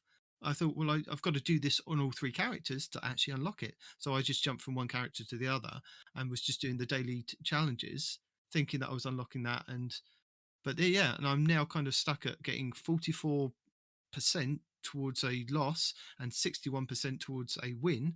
And I think I'm on Fabled 3, and it's just like going so slowly. So it's stuck that way even if you take off the extra pieces? Yep, I tried that as well. I took off all the extra pieces and it took my percentage down to 6% or something like that. It's because I've done the challenges, apparently. I did a bit of research on it, and a lot of people were saying things about this. It's like, oh, this is what I get for being proactive and trying to do as much as I can. How dare you? I thought we've learned your lesson by now. I thought we've learned your lesson. I don't know. You've learned my lesson for me. You need to learn your lesson. We know what's going on. Help me to help you. Help me to help you. And we're doing our best. Yeah. So skipping down a little bit, some players are not getting credit for the Jorum's Hal Triumph in the Iron Banner Seal or the Forging Iron quest steps. Based on Bungie's investigations, we believe this is caused for 2 reasons. 1, players have equipped more than 5 armor pieces in total.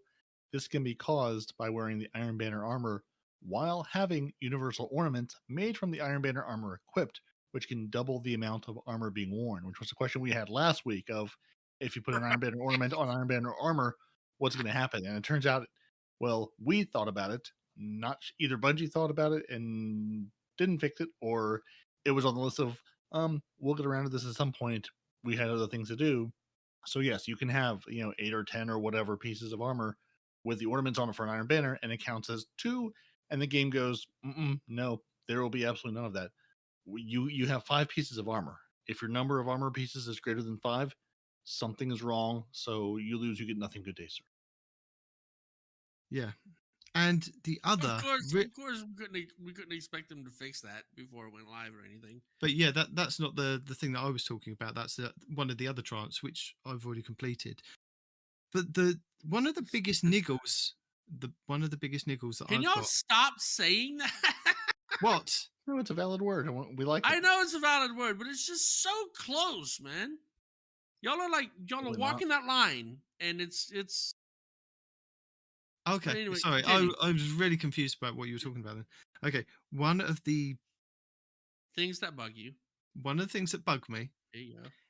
is my heaviest death Iron Burden emblem, the one that I had to get 2,500 kills Oh, we know. under level, does Mhm. not count as an Iron Banner emblem. Like, what the hell? It's my Iron Banner emblem. It's because it says Iron Banner on it, but it doesn't recognise it when I go and look at the little symbol in the corner. It goes, no, that's not an Iron Banner emblem. Take that off. Take that off now. Totally makes sense. But Bungie says no. We disavow all knowledge of this. This never Yeah. happened. This was never a thing. Where did you get this from? How did you even get your hands on this? Who are you? As they push you out the door. What is this? What is this? Hold on. We'll give you a call back in 7 to 10 business days. Apparently, we have chat feedback. The young wolf emblem does not count either. Well, there you go. There you go. It's not just that. No. And which one is the young wolf emblem as I go to light.gg? I don't know. I can tell you that the grizzled wolf one works. That's the one that looks like a bear, but it's a wolf. It's brown and orange. That works. And I can also. Oh, that's the season 1. The young wolf is the season 1 emblem. So if you're way back, apparently, what is it past sunsetting? If it's been sunset and it's beyond sunset, this is whatever that is. That's archaeological find. I don't know. I'm trying to be clever, but I don't know anything that's that old. That might just be in. They may have just demoted that back to D1. They're like, no, we're gonna put you back. That doesn't even in D1. exist. That's why it doesn't count. That's not a thing. Well, Bungie do say at the end of the day, we're going to be keeping an eye on feedback. So this is our feedback, Bungie, from us to you. Well, mainly me, and I've just dragged these two in for, But it is feedback, and it's valid feedback. Mm-hmm. We've all had feedback. Yeah. Stop messing with this man's Iron Burden for the love of God. Yeah. Stop toying. First of all, I couldn't put Iron Burden. How many people I'd killed on it. Now I can do that, but now I can't wear it in the official game mode. Like, what's the point of me even existing if I can't be an Iron Lord by today? Nitedemon, I'm going to need you to check your email because Bungie has sent out an email this week with your Iron Banner moments, where it will tell you the number of hours you've played in Rift, your Season 16 Iron Banner matches played, your D2 Iron Banner weapons collected, and your Season 16 Iron Banner reputation. As well as, hey, you're going to go buy this new fancy seal on our Bungie rewards thing because that's the one I know you're going to buy because it's. I may buy it. Yeah, I did 61 hours of D1 Rift. I'm only an hour behind you. I have no idea what y'all are talking about. Respawn, I'll direct you to the host chat channel. I think where I threw the. I don't think it's gonna matter. I haven't played that in a hot minute. Okay, yeah, I mean that's where I took a screenshot of the ones I had. Yeah, so I played 60 hours of Drift apparently, 77 matches in season 16. 31 Iron Banner weapons collected and 257 season 16 Iron Banner rep.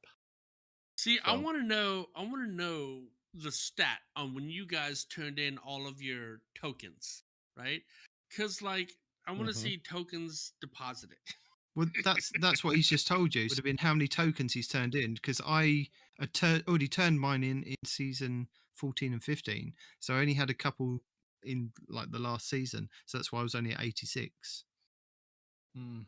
There we Yeah, go. I of course waited to the last second to do most of mine, and then basically deleted everything I got from it, because except for a couple armor pieces. But it's nice. It's nice to see Bungie doing more of this. Like, hey, I really enjoy their moments emails. Like, hey, here's a cool thing you did. It's like, again, you've got all the stats, you've collected all this stuff. I like that they're sharing it with us. I like that they're going, hey, here's a thing. I mean, Yeah. yes, it's also like, hey, go buy the seal. Hey, there's more things you can buy in the store. But it's just nice to go, how many of these have I played? Here's a cool What have I thing done that you here? did. It's linked to this seal that just happens to be in our store.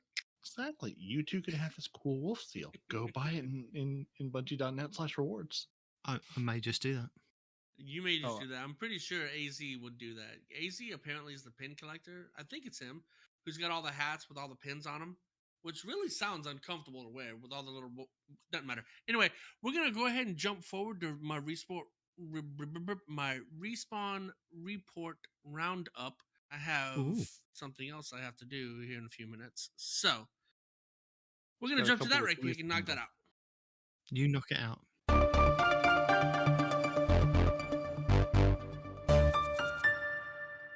We start with Bungie Help. We have resolved an issue where Pinnacle gear was dropping more than once per week in the master version of the Duality Dungeon. Starting today, Pinnacle gear will drop once per week per character in the master dungeon. Repeated clears will only drop powerful gear. Powerful still matters, right? Oh, that's Golden? Yeah, I knew it was one of you. But Pinnacle matters more. Pinnacle does matter more. But that's master. That is master clear. If you're clearing master like that, kudos. Honestly, kudos. Again, see Cheese Forever videos. Okay, I guess I'll have to. Investigating an issue where players will sometimes spawn repeatedly between rounds during Iron Banner matches. Yeah, that seems like a big one. And hold on, did you say investigating? Yeah, we're investigating an issue. Bungie, there's not a whole lot to investigate. It's a thing. You need to be fixing the issue, my friends. That's how you investigate it to fix it. You have to research it to figure out what to fix. Nah. You just fix it. Just replace troubleshooting. Just replace investigating with troubleshooting. Working on. I mean, we have top men on this. Speaking of investigating, which by the way, take a drink. We have another one that says we're investigating. Take a drink. An issue where players aren't getting credit for their Jorum's Howl Triumph for forging Iron Quest and Iron Banner. We already discussed that. Moving on, due to an issue, we have disabled the piercing sidearm artifact mod. There's a story behind that. I don't know what it is, and I need to know. Why would you disable the sidearm piercing artifact? That makes more sense now. Why I couldn't equip it earlier? I missed that one. Okay. I'm like, this must be broken because I try to. You can just endlessly pull it. It doesn't say it's disabled. You can just endlessly pull it from the thing, and because I hadn't unlocked it yet. Never equips. So like, well, not even that. You can't even unlock it if you don't have it unlocked. So I was just unlocking and infinitely going, okay, it must be broken. Something must be broken because I would like to use this, and I'm going to blame I don't suppose anybody knows why. I'm going to blame the trespasser. You know what? I'm going to blame the trespasser. I don't know if that's the case, but that's my guess. Not the Telesto, the trespasser. Mm-hmm. Okay. It's also blamed for all sorts of other things. Well, I mean, to be fair, it breaks a lot of things. This is not unwarranted. Mm-hmm. Pete XN, Maidenless says Iron Banner rep gain is extremely bugged, awarding only 60. Okay, we've discussed this already too. DMG says acknowledged. Team has identified the issue and is working on a fix. We might be able to touch this before the weekend. Stay tuned for updates. If Bungie was really good, if Bungie was really good, they'd be able to retroactively give you those gains, but that's not going to happen. In Kutch. No, but you say that. No, I know you say that, but they did for the Guardian games. If people, because the reputation on that was progressing slower, wasn't it? Do you remember that? Yeah, the reputation on the very last day they were playing the games. Yeah, like with 2 or 3 days left, they were like, "Hey, we're gonna fix it because your metal progression wasn't progressing as we had hoped."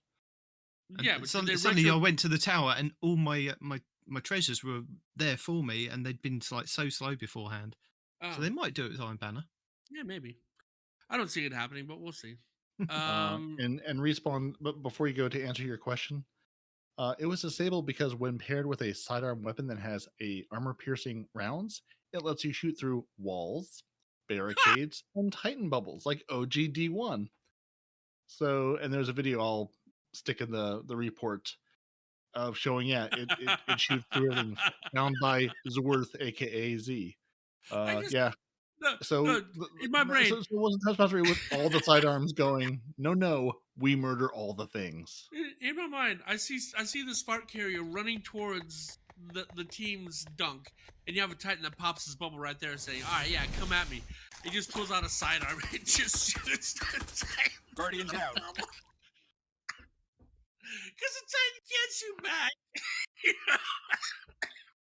I mean, unless he's had Respawn is slowly dying in a corner there. Unless he Because has a sidearm too. Because you Titans, you're in there. You think you're the shit. You come into my bubble, I'm gonna kill you either with a fist or a shotgun. And for the most part, unfortunately, they're right. But you got a guy with a sidearm, not a rocket launcher, not a sniper, not even a shotgun, a sidearm that is killing this Titan inside the toughest stronghold he can manage in this game, and laughing as he does it. Yeah, it's a sidearm, dude. Of all the things. It's beautiful. It's perfect. Love it. No notes. Oh, that's funny. Anyway, I have tears in my eyes. Give me a second. So in Kutch, I think that's how you say your name. Forgive me if I said it wrong or not. I don't care. Really sad to see Bungie not adjust the in-air accuracy changes in the TWAB. An explanation of design goals would be nice. We can't even see the air accuracy penalty stat in game. I thought that was one of the things they were supposed to do was add the air accuracy to weapons this season. Next season. Is it next season? It's in things like Damage Shark Commander Little Light this season. You can see it. It's exposed to the apps and the API. It's not in the game until next season. And they did spend a whole TWAB going through cones and how much percentages and things. I think he wants more of an explanation. So DMG says, as for visible stats, the team is jamming on them. Likely won't be available next season. What? So they've retracted that now. So it's not going to be available this season. Please or let next. this be part of a big UI rework, please. Yeah. Once we're closer to release, we'll follow up with some screenshots of the UI so folks can know where to look and how it's going to work. Keep that feedback coming as noted in the TWAB linked above. The team will be looking through pain points and adjusting things as necessary. Okay, what do we have here? And here's the thing we've all already forgotten about. Huh? Continue. Okay. Guardians have contained nearly 17 million nightmares on the Leviathan. Once reaching 20 million, the final solar fragments will be... Thank you! Oh, I was going to ask you guys that tonight. If y'all know why the hell our stuff is still locked. Because as we discussed last week, they should have all been locked for everybody because of this, big community event. Respawn, didn't you hear about the big community event? No. Clears and get your fragments? Yeah, no. Nobody else did. Because did Bungie tell us? Oh, no, okay. They did not. That's what I'm saying. That's what I'm saying. They were, yeah. So like Nitedemon has some of his unlocked. It was meant to be locked, so we all thought, oh, it was the dungeon or something. No, there was a big community event to go do 20 million clears. Like I was about to go do hard mode dungeon, thinking, oh, well, that's the only thing I haven't done yet is the dungeon on Master. No, didn't put in the TWAB. Didn't tell us nothing in game to go. No big thermometer charity counter in the tower to go. Hey, you guys get 20 million of these and you get things. And we're gonna lock some of your content, not tell you why. So that answers our question. So as of a day ago or so, we're 3 million away from getting the rest of our fragments. So go kill more nightmares. Destiny Bulletin says so. Stardust is Beyond Light. Nova was the Witch Queen. Nebula is Lightfall, and Goliath is the Final Shape? ? These are the code names for the expansions. The first two were officially confirmed. Nebula and Goliath were spotted in. Nebula and Goliath were spotted in job listings. So they're hiring people for Nebula and Goliath projects, huh? Interesting. Destiny Bulletin says Titans will never get air dodge in Destiny 2. Confirmed?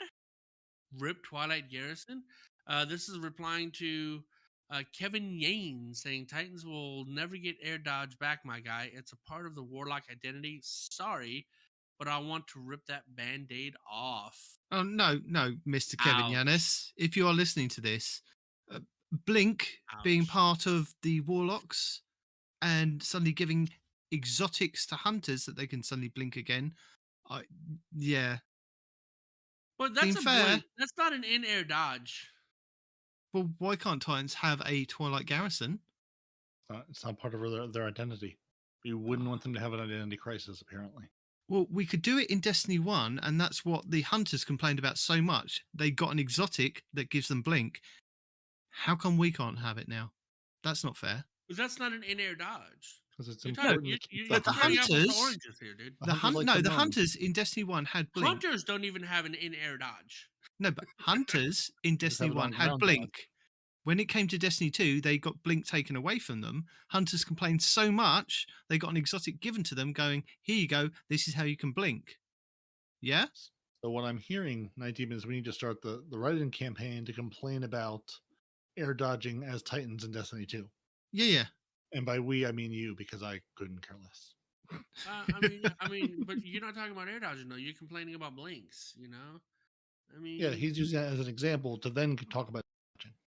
Oh, okay, sure.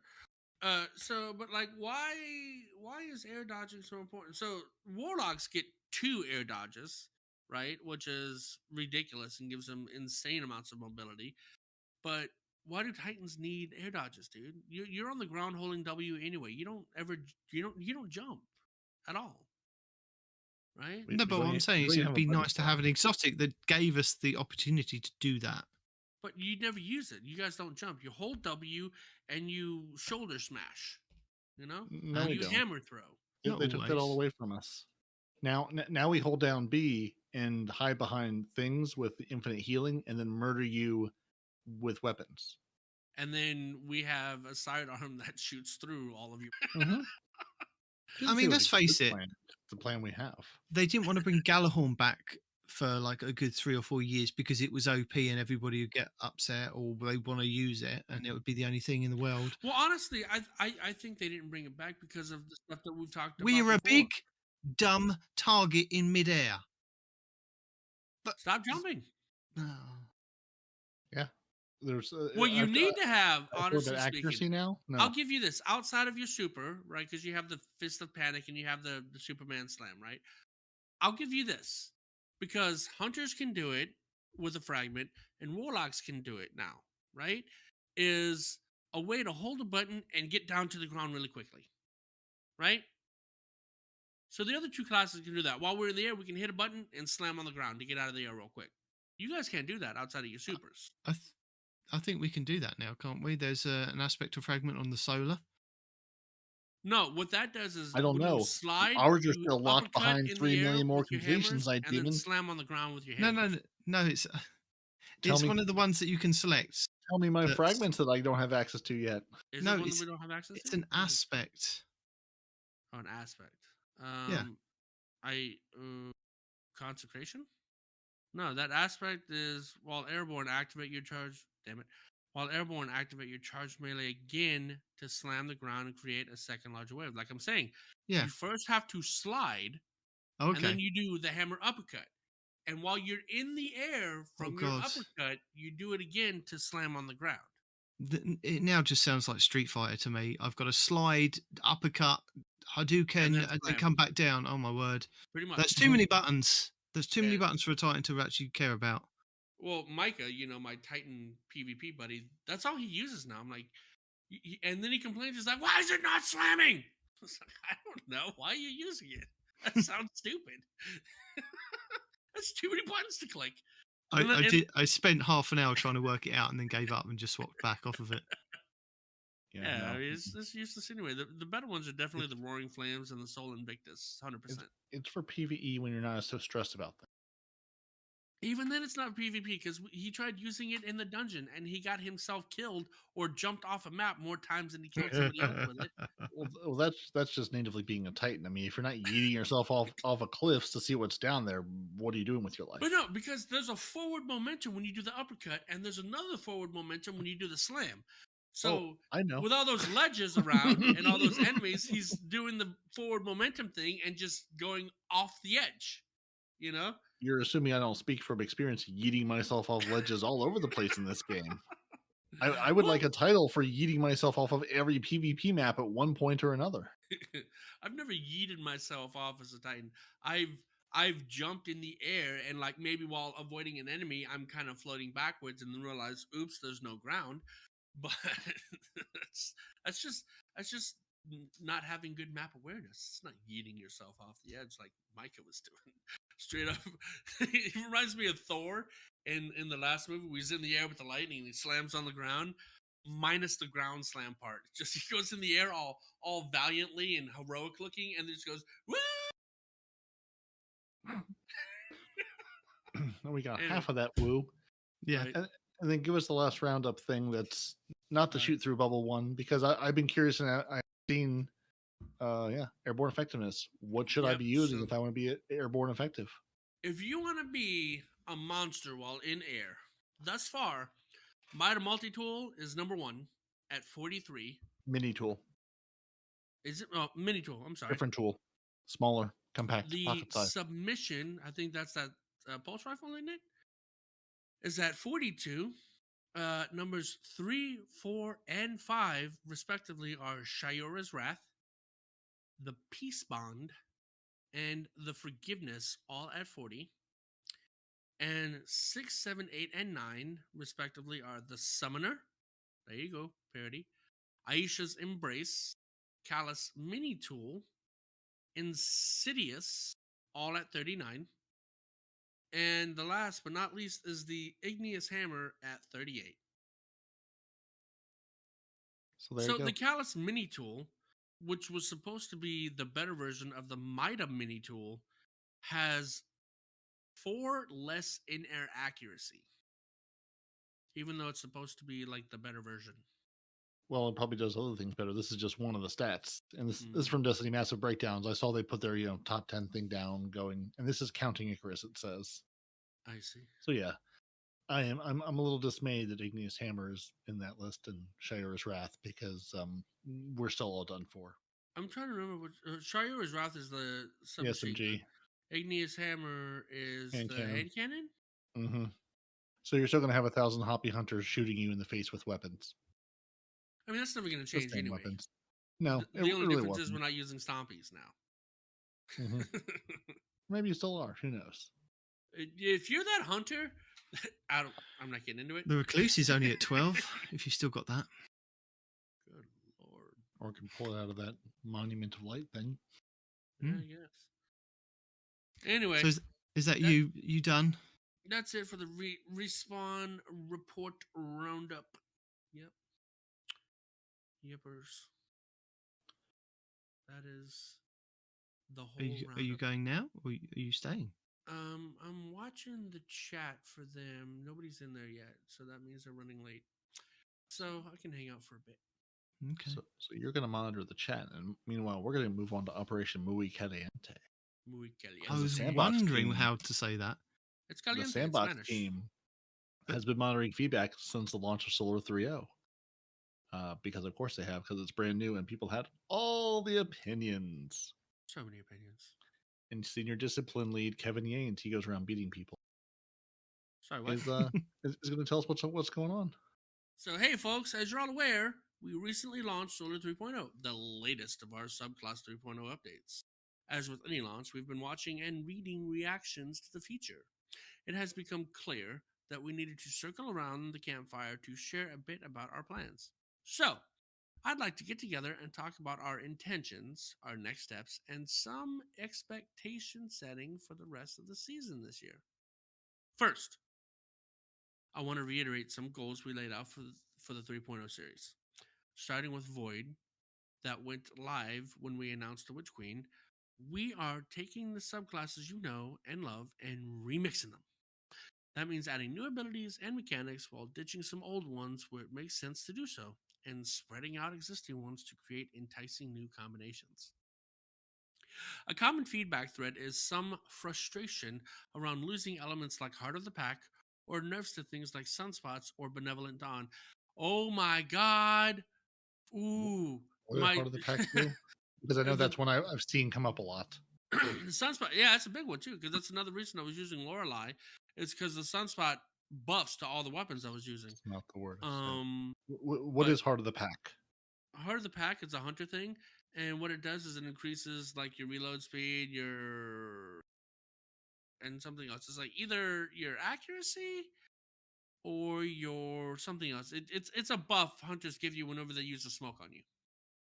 Okay. Yeah, because I mean that's one I've seen a lot of people mentioning. Yeah, they buff the whole team, don't they?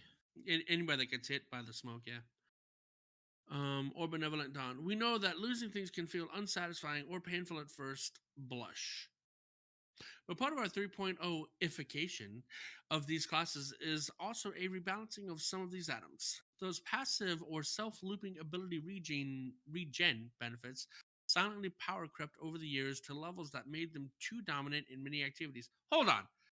I was just telling y'all that these reworks make them even more feedback. Not according to Bungie. Are they not? Okay. With our focus on build crafting, we don't want to have one singular perk dominant in many activities. With a focus on build crafting, we don't want to have a single perk complete large parts of your kit by itself. As we continue the process of moving the light subclasses into the 3.0 system, you'll see us continue to rebalance gameplay atoms in this manner, with the goal that new combinations and possibly space they open up will offset the loss of any one perk. Initial reactions to Solar have not met our new thing that melts your face off bar, and we believe that's due in part to a few things. Ember of Benevolence shipped in an inconsistent state that left healers feeling underwhelmed with their kit when it didn't behave as expected. That's the one they disabled initially as well. Mm-hmm. Yeah. Well, that was they disabled that because like it was over healing you, like you were literally a god and couldn't be killed. Is why I thought they deleted it or disabled it. Warlocks who wanted to specialize in healing had limited ways to interface with that fantasy, with 2 of their 3 aspects focusing on aerial mobility or scorching and losing the flexibility of choosing to use their grenade to heal allies or damage on the fly. Titans, while bombastic and potent, lacked ways to keep their engine running without needing to run throwing hammer or burning multiple cooldowns. That's what I was talking about earlier. Absolutely. Mm-hmm. As we said in the past through TWABs, socials, and other dev updates, we'd much rather ship something a little too spicy than something bland that makes a bad first impression. I think with Solar 3.0, we landed somewhere in the middle, and the team feels very passionately that this is the wrong place to be.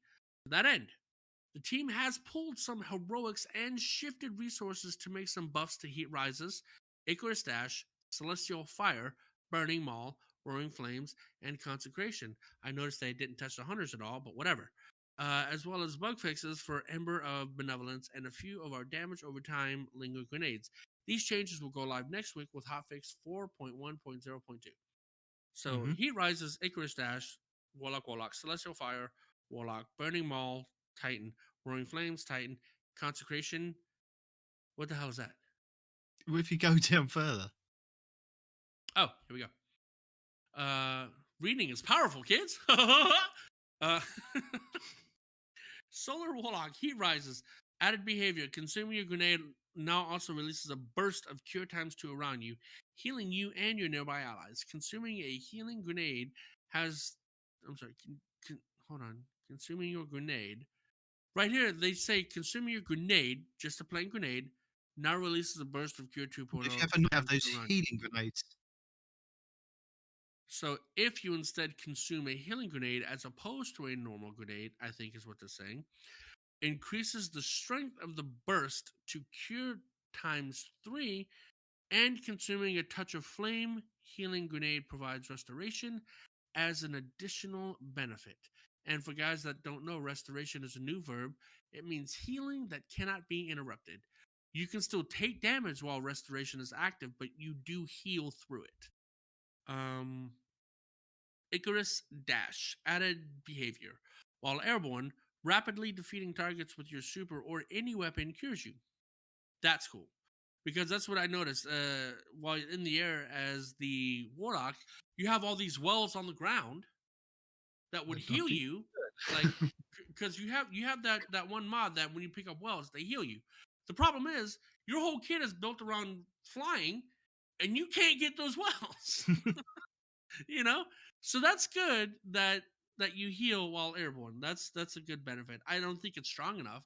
I think those wells need to go airborne, right? I guess, but we'll see. Celestial Fire. Each Celestial Fire projectile now applies 10 Scorched stacks. This is increased to 15 stacks with Ember of Ashes equipped. There you go. 15 as opposed to 10. Still doesn't really get you to 100 that much faster. I mean, I guess it gets you 1/5 faster or whatever. Well, I wonder, like, did it apply anything before? Or was it just you get nothing at all from the Celestial Fire? I don't know. Because I use well. I have no idea. Solar Titan. Burning Maul. Buffed damage in PvE by 25%. That still seems really low. Yeah, so for Celestial Fire, there was nothing there before at all. You got no Scorch out of it, it looks like. So they added Scorch damage, which seems like a no-brainer. Yeah, you're Burning Maul. Even if it's a 25% increase, that thing still seems really weak. I mean, it's never felt powerful enough. Like, to have the fantasy I'm running around with a giant flaming hammer of death. Yeah, it's never felt that way to use. I mean, I haven't used it since the 3.0 rework, but I've never felt happy with it. I would think with the Burning Maul, you should have 2 different damage types. You should have the one damage type where the fire goes out, and then you have the fire tornado or whatever. And you should have a second, more powerful damage type if you directly hit somebody with said hammer. You know? You should be able to hit them with the hammer. That does damage. And then a secondary damage comes from the fire when it goes out. You know what I mean? But, I mean, it's always felt just, like you said, weaker than it should be. Demon, have you used Burning Maul this season yet? I use it on the Leviathan and then switch back. Would you swap? Would you swap the Burning Maul out? Right, yeah. Would you swap the Burning Maul out for how the Scythe works? Yeah, I was going to say that. I think would that feel more powerful? Because I feel like that would be sort of what I'd want. Well, with the 3 tracks going out, you mean? Yeah, it feels the Scythe does feel a lot stronger than the Burning Maul, because you do get one big track of burning, but maybe that big back track of burning could be you slam that hammer into the ground, the track goes out, but then it should come back to you. So maybe it's like it hits the person on the first wave and then gets them again on the second, or it splits into 3 depending on what the aspect or fragment is that you've got. And does the light attack still just do the stupid spin around thing? Yes. Because instead of that, I'd like a nice little hammer swing and give me some healing like the Scythe does. Like, if you would give me like how the Scythe works as a super, I think I'd be very happy with that. It'd be a lot, because I've had a lot of fun with the Scythe, and I keep thinking, this is what I want in a super. This is the power I want to feel.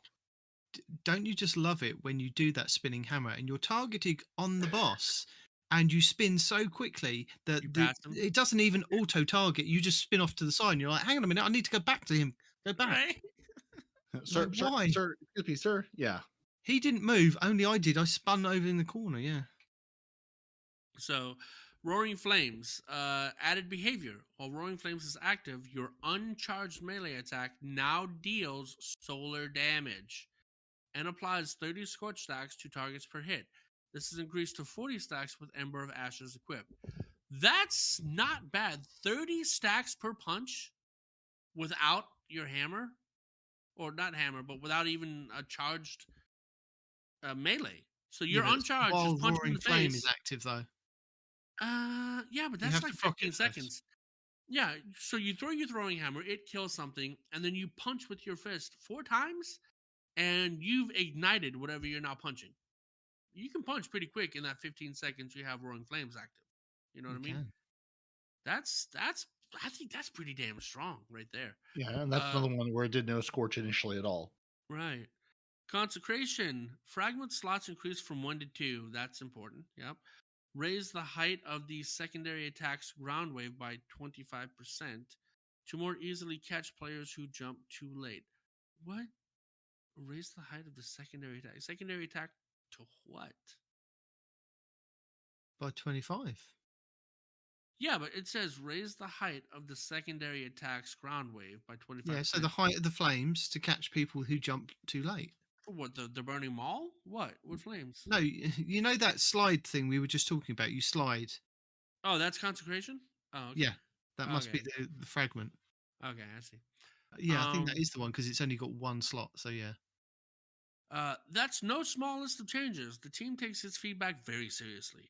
We're players ourselves, after all. So when things don't land, we also feel that internally. To say it out loud, a hotfix of this magnitude comes at the cost of other changes.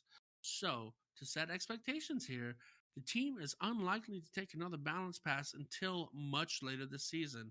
It is important to our team that on top of doing amazing new things, we maintain a healthy work-life balance, and this patch necessitates some breathing room. On that So note, if it's broken for some time then. that's right. That's what, Unless that's it's like what they're really saying. broken, and then they're just going to turn it off until they can get something out the door. But if Yeah. it's sort of broken, now so it sounds like solar's sort of settled down. Now you can really build into it and go, what's there after this patch comes out is going to be what's there, unless they find out that now Titans can do 67 times more damage than we thought. Whoops. On that note, what's next for abilities? Well, Arc 3.0 is still cooking up nicely, and we have more to talk about there in a future update. But just to reiterate points the team has made in the past about the next subclass update, after Arc 3.0, you should expect the abilities team to go dark for a while. Since our shipping stasis with Beyond Light, the team has made huge abilities changes season over season. Over the last year, we've been back-to-back shipping new aspects for stasis, adding the variable ability cooldown system, and creating the 3 subclass 3.0 experiences. Ooh, that was hard to say. It's been busy. We hope the changes you've read today reinforce our commitment to being responsive to feedback and candid in our communication. We'll be right there alongside you in the derelict Leviathan, snapping, slamming, and flipping our way to victory. Whew. Somebody else. Well, that's a lot of changes. Well, I mean, they haven't touched hunters. I mean, don't get me wrong. Hunters are not bad. I mean, right? I've seen a whole bunch of like infinite things for hunters and hunter super killer Yeah. mega build 12. So I think the hunters are probably in a pretty good spot. What's even better is I think it was Golden God sent me a build, and it's because I was like, Void still feels better in like these high end activities because you can go invis to avoid getting hit, right? Don't get me wrong, having an infinite throwing knife that one shots a lot of people is fun, right? But you're still getting shot by everybody, and hunters still tend not to have a whole lot of resilience. Now, some of these other hunters are swapping their stuff around, but I'm stubborn, right? So I'm not. So Void 3.0 is still a lot safer for me because I kill things, I go invis, I weaken things, I heal and go invis. But it's just an all around better survivability class. And then he sent me this. It's like you keep everything the same with your Solar 3.0 Hunter build. You just add on this helmet that makes you invisible when you're doing your powered melee kills, which you're doing anyway, right? So I was like, that actually makes a lot of sense, right? So you're already one-shotting everything with your melee. Now you're going invis the whole time you're one-shotting everything with your melee. So that is pretty potent and pretty dangerous in PvE. I don't know about how hunters are doing in PvP right now, but that is, ooh, They're that's pretty jumping in the air good. with hand cannons and SMGs as they also always have, or just waiting or just hiding around doorways invisible until you run through and then shotgunning. Hunters being hunters. And guess what, guys? It's Prime Gaming time. Prime gaming time. Yes. And what I found which was quite nice about this Prime Gaming. So if you don't know, you can get some free stuff for Destiny 2 if you have Amazon Prime. You can link your Amazon Prime Gaming to your Bungie.net account and get some free exotic weapons, an exotic sparrow, and ghost projection this season anyway. Last season, I believe it was Hard Light or something along those lines. Or was it could have been something else. Anyway, they give you free exotics. So if you're new to the game, you get free exotics. If you're an old player like Peroty and I, you get the exotics. They send them to Amanda Holiday in the tower, and you can wait for whenever there's like a new season and you need to infuse that weapon up to quite a high power level. They kind of are there for you to kind of use as and when you need to. She's just cold storage. So Nitedemon, so I've got Amazon Prime. Do I need to buy something else to get Prime Gaming as well? No, you don't. It's just there. I've got my Prime Gaming. Yes. If you go to Google and type in Prime Gaming, it comes up. It gives you the instructions of how to link your account. If you search for the Bungie thing, it says how to link your Bungie.net account. And I'm just going to run through them. So you have got the Polaris Lance Scout Rifle, the Braytech Legacy Exotic Weapon Ornament for the Polaris Lance Scout Rifle, the Ash Angel Exotic Sparrow, which looks like a new one. I haven't seen that one before, and the Nightmare Chalice Projection. But what it doesn't tell you here is really cool. There is a new emblem, and I didn't realise this. There was an emblem last season as well. And if I can find it, I will tell you what it's called. Is it an emblem just for picking up the Prime Gaming things? I believe so. Oh, I've gone too far. It's a really cool one. It's a red one with a skull on it. It's called Terminal Velocity. So if you want to check that one out, type that one into Google and have a look at it. It looks really cool. But it was just there. I went there. I linked my account. Well, I'd already linked my account. I just went onto the Prime Gaming and went, oh, can I have the new bundle? And it said, there you go. It's all done for you. Went down to Amanda, visited her in the tower, and I've got this emblem sitting there. And I was like, ooh, that's cool. I might put that on after Iron Banner. Interesting. Yeah, I hadn't seen that one either. I don't know if I have it. I should go check. Sneaky. Usually the hey, you have a new emblem thing is lit up, so I just mark all as red so it stops flashing at me. Maybe I should check periodically. Yeah, it is sort of nice to see an actual like new projection, because obviously the Polaris Lance has been around for a while. Now I'm Britishing with you. The Lance of Polaris has been there for quite a while. I assume the ornament has, and the Sparrow, it's a Sparrow, who knows. But it's nice to get an actual like new projection. I was like, oh, there's actually something new in this bundle for me, which is just kind of a nice thing to have. Yeah. It's only something little, but it is something new, yeah. So it's worth just kind of clicking on it every month when it comes up. And I was wondering whether they'd actually advertise this in the TWAB, because I'd seen it earlier that it had gone live, and I was like, oh, I'll go and do that. Yeah, I even got from Prime Gaming, I got an email from Prime Gaming today or yesterday going, hey, this thing's available for Destiny 2, which is the first time I remember seeing an email. I don't know if that's a new thing or not, but maybe it's like, hey, you play Destiny, you picked up a bunch of these in the past, we should tell you about it. And now we are telling you about it in case you didn't get the email or read the TWAB. So now you know you can get free things for Amanda Holiday to hold on to for you. So in my I normally scroll through YouTube and I'll like watch a lot of Destiny videos. I had one video come up this week, which was actually by the official Destiny channel, which was called Heroes Welcome, featuring Umaze. I was like, what is this? And it turns out it's a music video with some animation of hunters, titans, and warlocks doing stuff in the background. Have you guys watched it? No, I did not. I started watching it as we were starting recording. Yeah, I saw somewhere on Twitter one of the lists to follow. They were talking about this, official collaboration coming up, and I was like, oh, what's this? So I went to his YouTube channel. I'm not going to spell. Well, it's UHMAAYYZE. He has 1.53 thousand subscribers on YouTube, so he's not like one of these big, mega, huge, huge stars. So yeah, I'm kind of curious, and I haven't had a chance to watch the behind the scenes that they also put in the TWAB of sort of how this all came together. I wonder if it was just some dude being like, this is really cool. I game, I rap. I know he's, it says he's a Twitch streamer as well. It's like, I do Twitch. I love your game. I rap. I want to write this thing. I'm curious sort of how this came together. And I think it's cool. They've been doing art, partnerships with art for people and putting out official stuff from artists in the community. So it's nice to see that go a little bit further. So if you want to check that out, I'll link that in the show notes as well. And now it's time for our status report, which alas, player support report. Telesto status, calamitous. Because yes, it is. It's still missing in the game. So the Season of the Haunted launched last week, and the feedback about the story and what it means to turn around and it's been nothing short of incredible.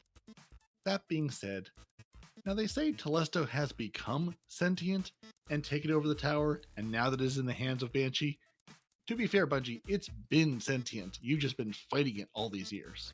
Yeah, I know you've been saying it's sentient for quite some time, haven't you? Now they've actually officially acknowledged it. I mean, Telesto has its own Twitter feed and website, so I mean, if that's not sentience, I don't know what is. Turns out this was widely regarded as a, quote, bad move by the universe, but the team has been hard at work tackling each issue with a dedicated fervor, and it's honestly impressive. Between that and some hiccups at launch with Iron Banner and Rift, there are a few updates from our meticulous player support team the players should be aware of. And as always, thank you for your patience for making the Destiny 2 experience enjoyable for one and all. First, let's talk about some known issues and the immediate future from our heroes and player support. This is, as always, their report. So guess what? We have a new hotfix coming. I guess we had a hotfix this week too, which I suppose we should mention. Let's see, do they mention this down here below? And we'll do that after this one. So next Tuesday, June 7th, we're getting hotfix 4102, and really you should know at this point, 9 a.m. Pacific, maintenance begins, 45 minutes the game goes offline, 15 minutes after that the hotfix begins rolling out, an hour after that, give or take, maintenance completes and the game's back up and running. Really, at this point, just every Tuesday we're going to get a hotfix. Just assume what's going to happen. Same time, same back channel. It's always at reset. Mark your calendar, but you should know where reset is by this point in life. There are some issues, as we've talked about with the Iron Banner challenges. We've seen some confusion surrounding them, which works similarly to the weekly challenges, even though they're daily challenges, and weekly, daily, words are hard. So as we've told you, and now we're going to tell you again, when you hover over the Iron Banner node in the director, you can see the, quote, weekly challenge 1 of 4. Then you're going to get one of them each of the first 4 days, Tuesday to Friday. The challenges will stack so players can complete one a day, or by Friday you'll have all 4 available to you. Each challenge will give you pinnacle gear. So 4 challenges to complete. To see them, you don't visit the Nice Man in the tower. You hover over the Iron Banner in the director, and that will tell you what your challenges are. Complete them, track the triumphs of them, you'll get pinnacle gear from all 4 of them. Now there's some dungeon key ownership clarification. Similar to the season pass, your dungeon keys are also applied to the first account that logs in after purchase and moves between platforms with cross-save. So your dungeon keys and your season pass premium track rewards cannot be shared between platform accounts and must instead be purchased on the account that intends to access. Game sharing is a platform feature, not officially supported by Bungie. For more information, there's a whole help article around people who play content on multiple consoles or with multiple accounts. So, if it's your account and it's cross-saving, you're good to go. If you're playing multiple accounts, multiple consoles, you've bought the season pass content on Xbox, it's not going to all be available for you there on the PC. You have to buy it all. I've got a question about this, because this week articles, you're in luck. No, seriously, about this dungeon key ownership. Now, they're saying this, that you buy it on the one platform, you log in on that platform, it unlocks for that platform, right? So this week I went back and I've been playing on Stadia. Now, at some point, I was just glancing over the different planets. The moon still says I need to unlock it, pay for it to unlock it. Forsaken says the same thing, I still need to unlock it and pay for it. But I hovered over the dungeon, and normally when a dungeon is locked, or like the 30th anniversary, it says that I need to purchase that as well. But I was able to click on the dungeon and say, yes, I want to go and play on that dungeon. I didn't, because I thought maybe I'm going to mess something up for my Xbox here. But it says I can do it on Stadia, and I haven't touched the dungeon yet on the Xbox, even though that's the thing that I bought the Season of the Haunted on. That's where I've got all my content on, is the Xbox. So I don't know if there's an issue or a glitch. Can you buy the content on Stadia? I wonder if Stadia is sort of the outlier. I don't know. I don't know, because I mean, I'm going to play. What I'm going to do is I'm going to try and test it. I'm going to go and do the dungeon on the Xbox first, so I don't mess it up. Then come back to Stadia and see if I can then still access the dungeon. Because I shouldn't be, because those were sold separately. Remember? So I don't know how that works. Yeah, but does that come with? Yeah, I don't know. Yeah, Anyway. I mean, part of the article does say, DLC licenses do not transfer between platforms with cross save, so that's your Xbox to Stadia thing. But yeah, I don't know. Good luck, Godspeed. I'll test it. Long and short of it is, buy the thing and use the thing on your main account if you have multiple, or on your main, the place you're going to play first and most, do that there. That way, you don't run the problem where you have to buy it twice, because now you have to play it on Stadia or something like that. And as always, with the new season, there's a number of known issues. The Cloak of Bacchus doesn't flow like normal cloaks and is extremely rigid.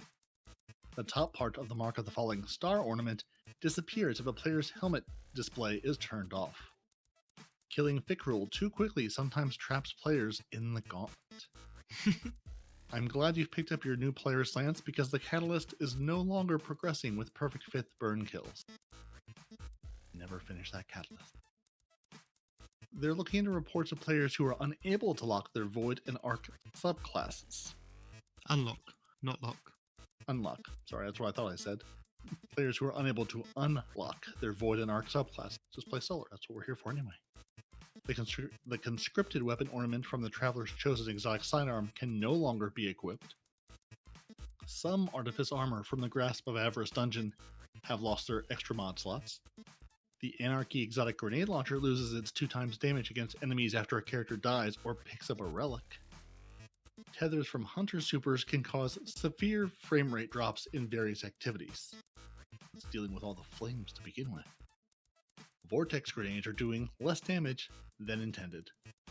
Some players who die in the final encounter of the Duality Dungeon get stuck outside the area and can't respawn.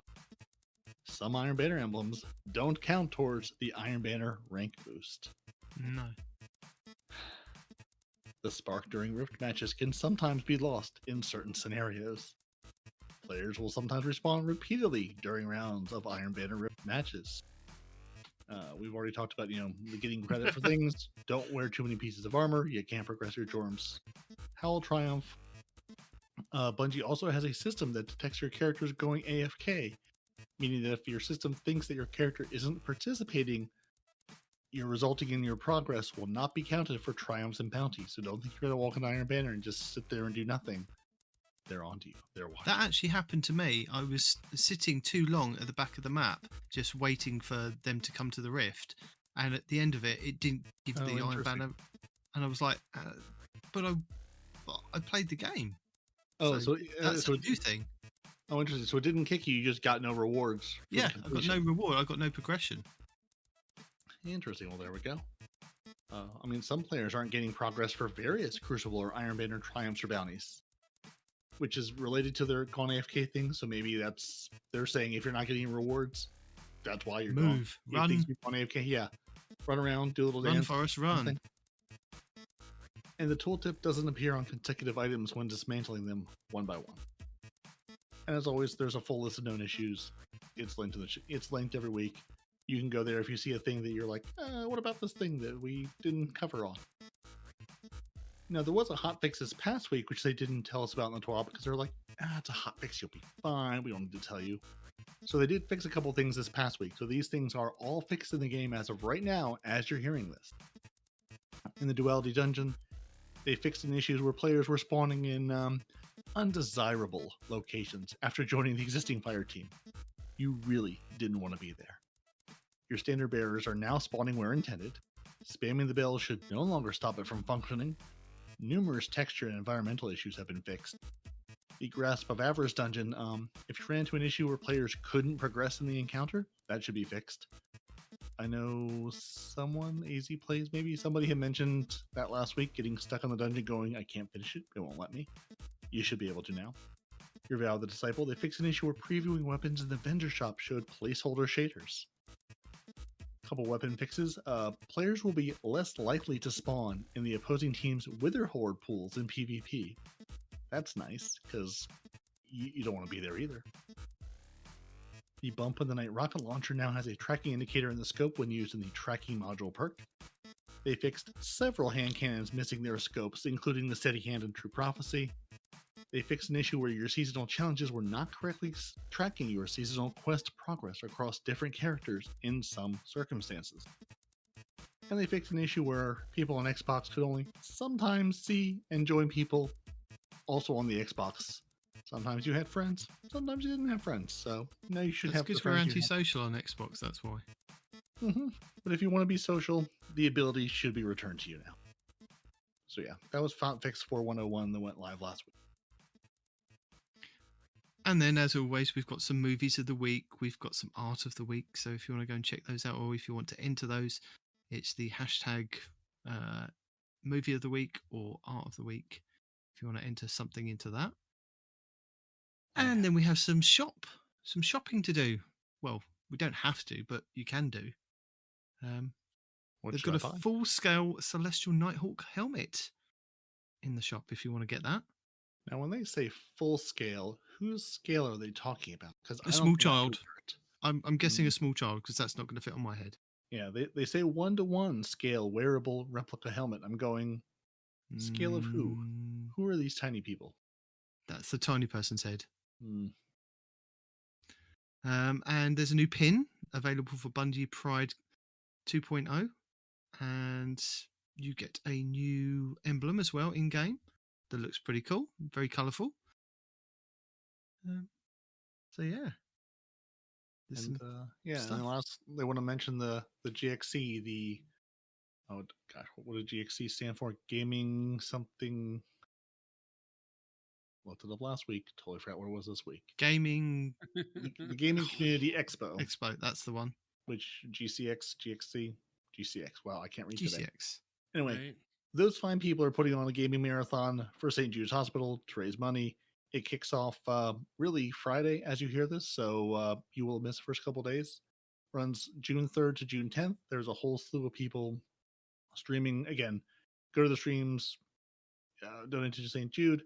I'm sure, like every year, people do all sorts of, ridiculous things. If we make this much money in this hour or whatever, we're going to go shave my head, delete this thing, whatever.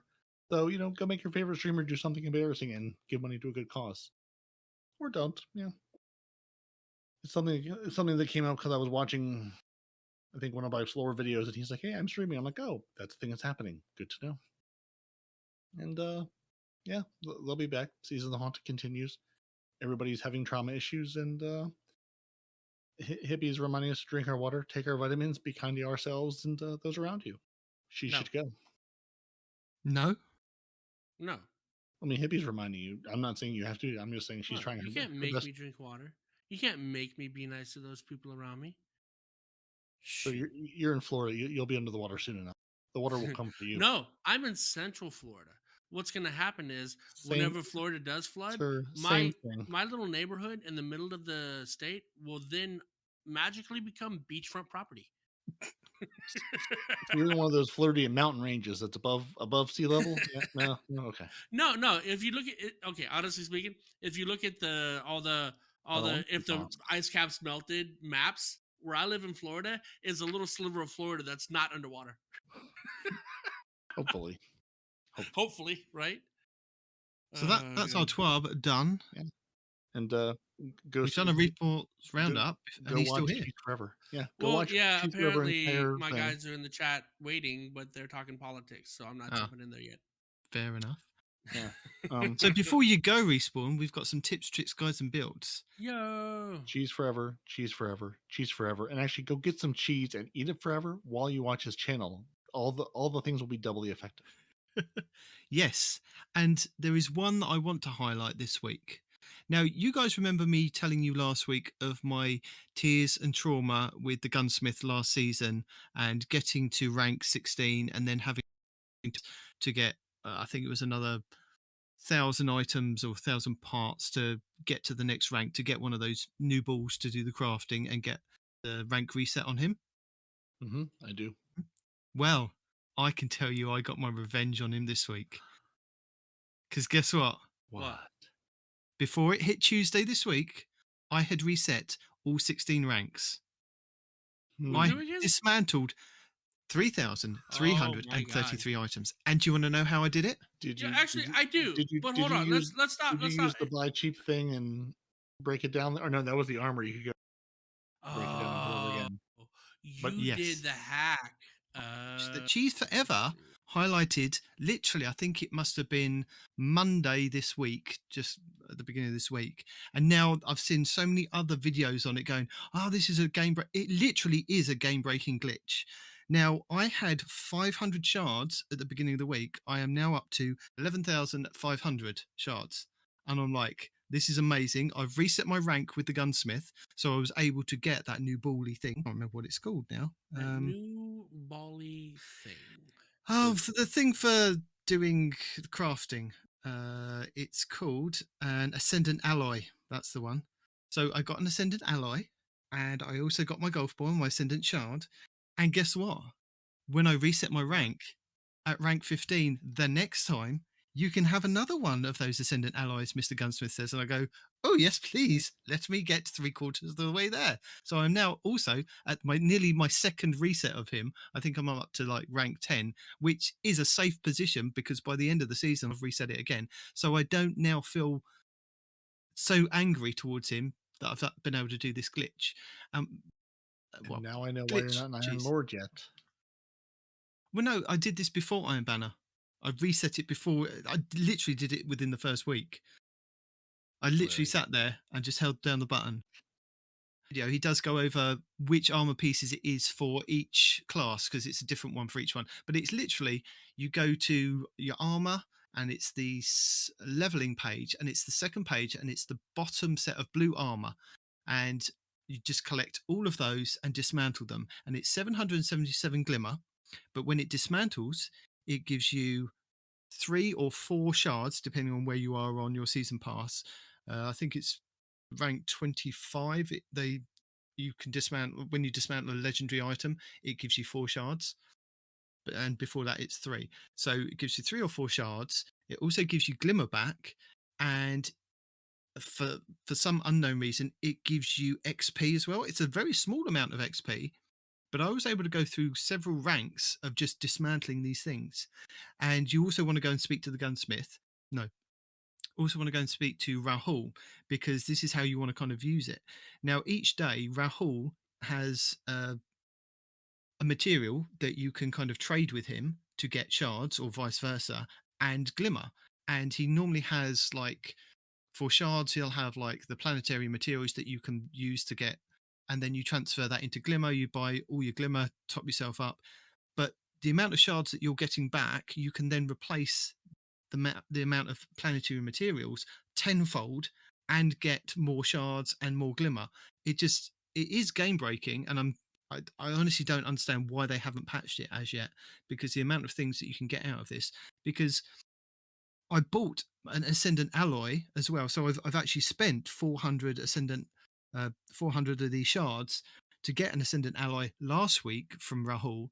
I now have more than enough to buy another one this week. If I continue to do the glitch and just keep getting more and more shards, I'll have enough, because it's 400 shards each week, I'll have enough to buy one each week for the rest of the season to masterwork those new craftable weapons, which is insane. So this is going to be patched ASAP, and I'm surprised that it wasn't patched this week with a hotfix. Possibly next week, but yeah, that's a really bizarre thing, and I was really excited and happy that I managed to kind of outwit the gunsmith on this one for this time. I guess I better get on it. I've been lazy about it because it's just like just the back and forth. I was like, ugh. But I mean, yeah, I'm always broke when it comes to freaking shards and things like that. Not that I've ever said that before. Nope. All you Yeah. need to get started is either some of the planetary material or some glimmer to get started, and that's it. I know I've got that stuff. That's fine. It's just I cleared out all my armor, and I was only wearing the one piece for each thing.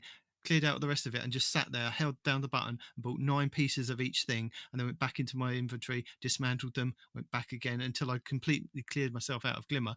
Went back to Rahul, topped back up with glimmer, and then re-topped up with the planetary materials with the extra shards that I'd got, and just endless cycle for one day. Just I was so happy. It was boring, but I was so happy. I was watching something on YouTube at the same time, so There we go. I was watching all these videos. I think I would just hit a macro where I hit the macro once and it holds the button down 9 times, and then I move the mouse and I push it and it holds the button down 9 times, and then I move it to the next piece of armor and it holds it down 9 times, and then you go into my guy and then hold that button down 9 times. But Fallout, no, not Fallout. Always Fallout. Yeah, no, it Always. is Fallout. Yeah. It was Fallout. It was Mhm. Fallout that said he mentioned that Bungie said that they don't like macros. And Yeah. he said it in such a way that like will I get banned if they see me Well, doing this? Well, Bungie have said, with the anti-cheat stuff, you never know what's gonna raise a red flag. So it was more just like, be careful. Yeah, you're not cheating, you're not doing anything nefarious, but you never know what that's gonna look like to battle eye. So Yeah. Well, your, I mi- feel your mileage may vary. Is all he's I trying feel to say. that me cheating the gunsmith now was just retribution for last season him cheating me. So that's the only reason I did it. Cheat you last He season. cheated me out of getting those items. Those were your items, fair and square. Yeah. Oh goodness. So that's why I've reset it and I've gone back round again to get the second Ascendant ally, because Did you? I want one for this season as well. But yeah. Lol. So yeah, the rest of the tips, tricks, guides, and builds, we have Fallout Plays Duality Dungeon Guide. Marshix has a solo Duality Dungeon Guide, which is quite interesting if you're a solo player, because he just makes solo guides for players, which is quite cool. Kimber Prime has the Guy mind. has to hate himself. No, he does it specifically for solo players, which I No, appreciate. I know that. But listen. Listen. I'm How listening. I'm trying to how listen. much do you have to dedicate to punishing yourself to find out how to do all these things solo? How many times does he have to fail before he finally succeeds? If he can even succeed at all, if there's even a way to do it solo, because some of these things have mechanics where you have to have a person standing here and a person standing there simultaneously, right? So, that being said, how much do you hate yourself to do this over and over and over and over again to find different ways to solo things? My God, man, you are either a superhuman or I don't ever want to meet you. You're either amazing or there's something terrifying about you. Either way, wow. I mean, that's the life of a content creator. You put stuff out that gets you views to make you money. That's what he does. That's what Abantis does. Like, Abantis plays the things second, forever and ever, like Nitedemon did with the doing it, you know? Yeah, well, I mean, ask Nitedemon, how many times did he run that Hawkmoon mission so he could verbally walk you through exactly where every enemy guys, was? I mean, right now, just now, the rest of the solar things have been unlocked. I just got a notification. Nice. I was just about to say, yeah, I just saw that we were 100,000 completions away. So in the last half an hour, apparently, we, the community, have finished our 100,000. Well done, community. They're not automatically unlocked. I can tell you that. I'm on my way to the tower. Well, yeah, you have to go to see the nice lady. So some people have had them sooner. Some of us are about to get our Ember of Empyreans, your solar final blows extend your solar buffs, and your Ember of Char, your ignitions spread Scorch. Now see, that's nice. Scorch into ignition into Scorch. I like it. Is it just the 2 that unlock, or are there 2 additional ones? There should have been 4. Okay, well, you might have already had to unlock. 1, 2, well, I mean, 3. I'll give Paul Tassi the credit for the screenshot 4. I'm looking at. It lists those 2, so the other 2 there. Singeing, Ember have of to see. Benevolence, Ember of Empyrean, and Ember of Char should be the 4 that you're about to get. So also we have available. Kimber Prime giving you a guide on the Mind Heist Triumph, which is collecting collectibles throughout the dungeon. If you want a guide on where those are, Kimber Prime's got you covered. No, Why are those so adorable? not the bobbleheads. The Mind Heist Triumph. Okay, whatever. I love Duel. the Vulcans. The dungeon also has secret chests, and Kimber Prime has got you covered with a guide on where those locations are. Ibontis has the bobblehead locations for week 2. Oh, He also has the guides for the Ritual Undershadow, the Drainage Nightmare, and At the Behest of the Empress Triumph guides. MyFi this week has a Drang God Roll guide, so if you are pursuing getting a Drang, because they are pretty cool with some of the rolls that you can get on it. Check and that you one can out. shoot through Titan bubbles. So there's You that. used to be able to. Yeah, not anymore. I've mentioned Cheese Forever's game-breaking glitch that I was so proud of using. Thank you, Cheese. Go and check out his channel. I've got that linked in the show notes. I was going to give Or you... not. We're not forcing you to do it. You do No. not have to watch it. Don't yell at him because you we choose to are. watch his videos. Well, that's It's fair. fantastic. But we are forcing you to go watch his channel because he's wonderful, and he will get to the point. He does not waffle around. He will get absolutely to the point. I'm pretty sure I'll say, except for that one like hour-long documentary he made, I think every video of his is Deacon approved or very close to it. Yeah, As much as Deacon approves any of this. Yeah, none of it. And I was also going to go through some more builds for you this week. But I tell you what, Plunder the Booty has... I don't know what this guy is made of. He's put out so many builds for every single class. They are all in their own right fantastic for Solo 3.0. So again, I've linked just his channel because I think there was like 8 or 9 by the time of recording this, and he's probably got more on the way that we didn't kind of cover. So check out his channel because he's doing some fantastic builds for everybody for PvP and PvE. Yeah, I've started to recognize what his thumbnails look like, and yeah, I'm seeing them everywhere. He is a machine. And I'm sure his whoever he works with to put all these together. Mhm. But yeah, if you need a build, it's there. Go enjoy it. That's the solar build I used or the void build I used all of last season and never took it off or thought twice about it. Yeah, and I haven't seen him on any other kind of podcast as a guest or anything yet. So he hasn't been as big as some of the other players out there to be picked up by one of the bigger podcasts and go, "Hey, we recognise you in the community." But this guy should be recognised in the community for the amount of work that he puts into these builds because he does break it down very easily for you to kind of follow and actually get to build them. So what we're saying is, maybe you should shoot him an email and be like, "Come join us. Uh, We will ride you. We we will ride you don't to do stardom." interviews. We're not that good. No, not interviews. Just Don't join say us. anything about interviews. Just join the show, and you can talk about your builds. We'll have a whole build segment. Yeah, I mean, we had a lore guy that kind of whatever. So might as well have a build guy. Yeah. So a funny one this week, TDT has got your Destiny 2 loadouts are stupid. This is the ones where he takes some of the... Wait, he says that? Your Destiny loadouts that's are the name of the stupid? video. That's the name of the video. He takes the builds that are suggested in his community, puts them in a PvP setting and uses them and gives them a rating.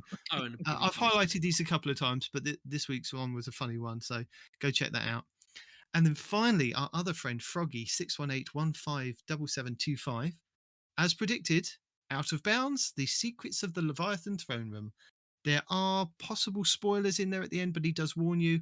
So if you'd like to go on a little trip outside the Leviathan and have a look around, Froggy has you covered. And also go and check out his channel because he does some really cool Out of Bounds stuff. I feel like he posted that. Like, I feel like I looked at YouTube like when we turned off the recording last week, and it was right there. I think he posted. He was just waiting for us to finish recording before he put it out there. Yeah, It's like it's almost done. It's uploading still. Off the top of your head, do you know what the Titan armor was that gives you the legendary shards? it's if you go to leveling and it's on the second page at the bottom. Midnight Oil.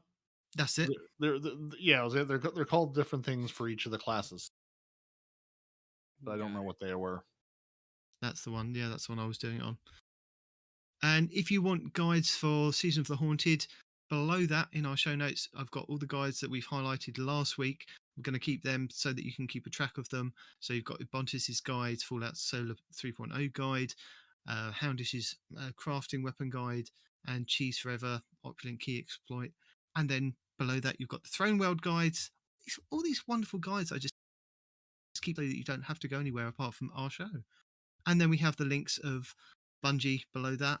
And then useful Destiny links. So if you want to check out braytech.org, Little Light, Light.gd, Secret Scrublands, Kingsley Max. Light.gg has been real slow getting the new weapons. I still am looking for some of these new weapons on Light.gg, and they haven't updated it yet. Well, yeah, Like, get on the ball, guys. I mean, everyone has said, "Hey, it's a new season. There's a ton of new changes with solar and the." Well, that's the other thing. Everything now has the airborne accuracy, so everything has to be touched. I know the Destiny Massive Breakdown guys were saying a lot of the spreadsheets are going to be inaccurate for a while because every single weapon gets this new stat, and every single weapon is there was a huge number of things getting tweaked, so things are going to take a minute. Kingsley Mac has put a lovely known issues list together. So if you have a known issue, go and check out his list because it may be on there. You've got Lowly Devs, anything to kind of do with Destiny, and there's a website and you want to know about it, we've got it in our useful Destiny links. So, yeah, go and check all that out. There are so many. There are. Way too many. No, never enough. Never enough. No, there is such a thing as enough. No, you made it to the end of the show. Well done, you. Not you, the listeners. You Respawn. Well, I mean, you, the listeners, as well. We always enjoy when you get to the end of the show. Oh, Speaking of getting to the end of the show, I did see our little chartable email that tells us, "Hey, you put out shows and you're big in Botswana this week." We actually got a review from people. I don't remember where we're big this week. We're always big somewhere in the world. Is it in Botswana? Probably not. I'll have to go back and look. But we did get a review, a 5-star review from Timmel4311 saying, "Need more rants. Fuel the fires of Mount Bungie. Give us more of your rage as we deliver more nerfs upon the Hunter clans. Crayon Eaters United, bring down the hammer. Good show, 5 of 5." So thank you, sir, for the review. We appreciate it. To bitch. So here we go. Moan's gonna moan. So yeah, we Speaking of which, the first rant is there's a big buff coming in this next patch, and we're not going to see any changes for the next foreseeable future, and hunters don't get a piece of this pie. Why are you playing favoritism with Titans and Warlocks? What the hell? Because they made you powerful enough. Yeah, because the hunters were no such thing, and everybody else wasn't. Never powerful enough. That's when you have to play the Titan for that pure, unadulterated power and rage. And really, everyone's setting everyone on fire, so who can tell who's doing what this season? Actually, the Titan, I've tried many different Titan builds. I'm not feeling the power on the 3.0, man. I gotta tell you. Gotta wait till next week till the patch goes in. Yeah, and then or just check out what Plunder the Booty's up to, and he will tell you if you want to one shot hammer throw things at things, if you just want to sit in a pool of fire and enjoy the world burning around you, or if you want to thank you for joining us because your Titans are Peroty and Nitedemon, and anyone responds in real life is our glorious Hunter Man. Our lore scribe, maybe he'll be back one day, maybe he won't, is not here, not arf. You should email the show at twotitansandahunter@hotmail.com. Find us on Twitter at twotitans_hunter. We're on Instagram, Facebook, YouTube, everywhere in the world. We are Two Titans and a Hunter.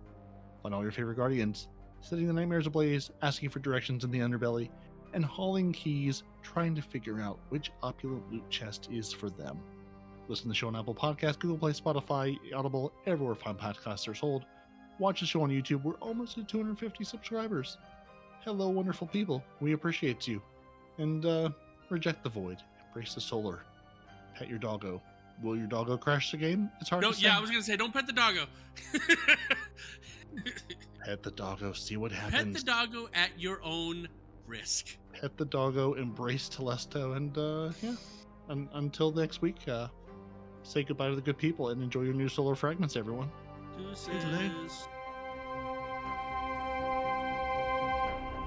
Two Titans and a Hunter, a Destiny 2 podcast.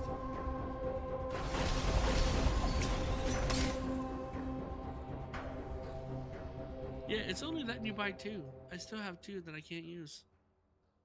So do we have to wait for another milestone to get There's a second community event we haven't told you about. You need to take part. Jesus.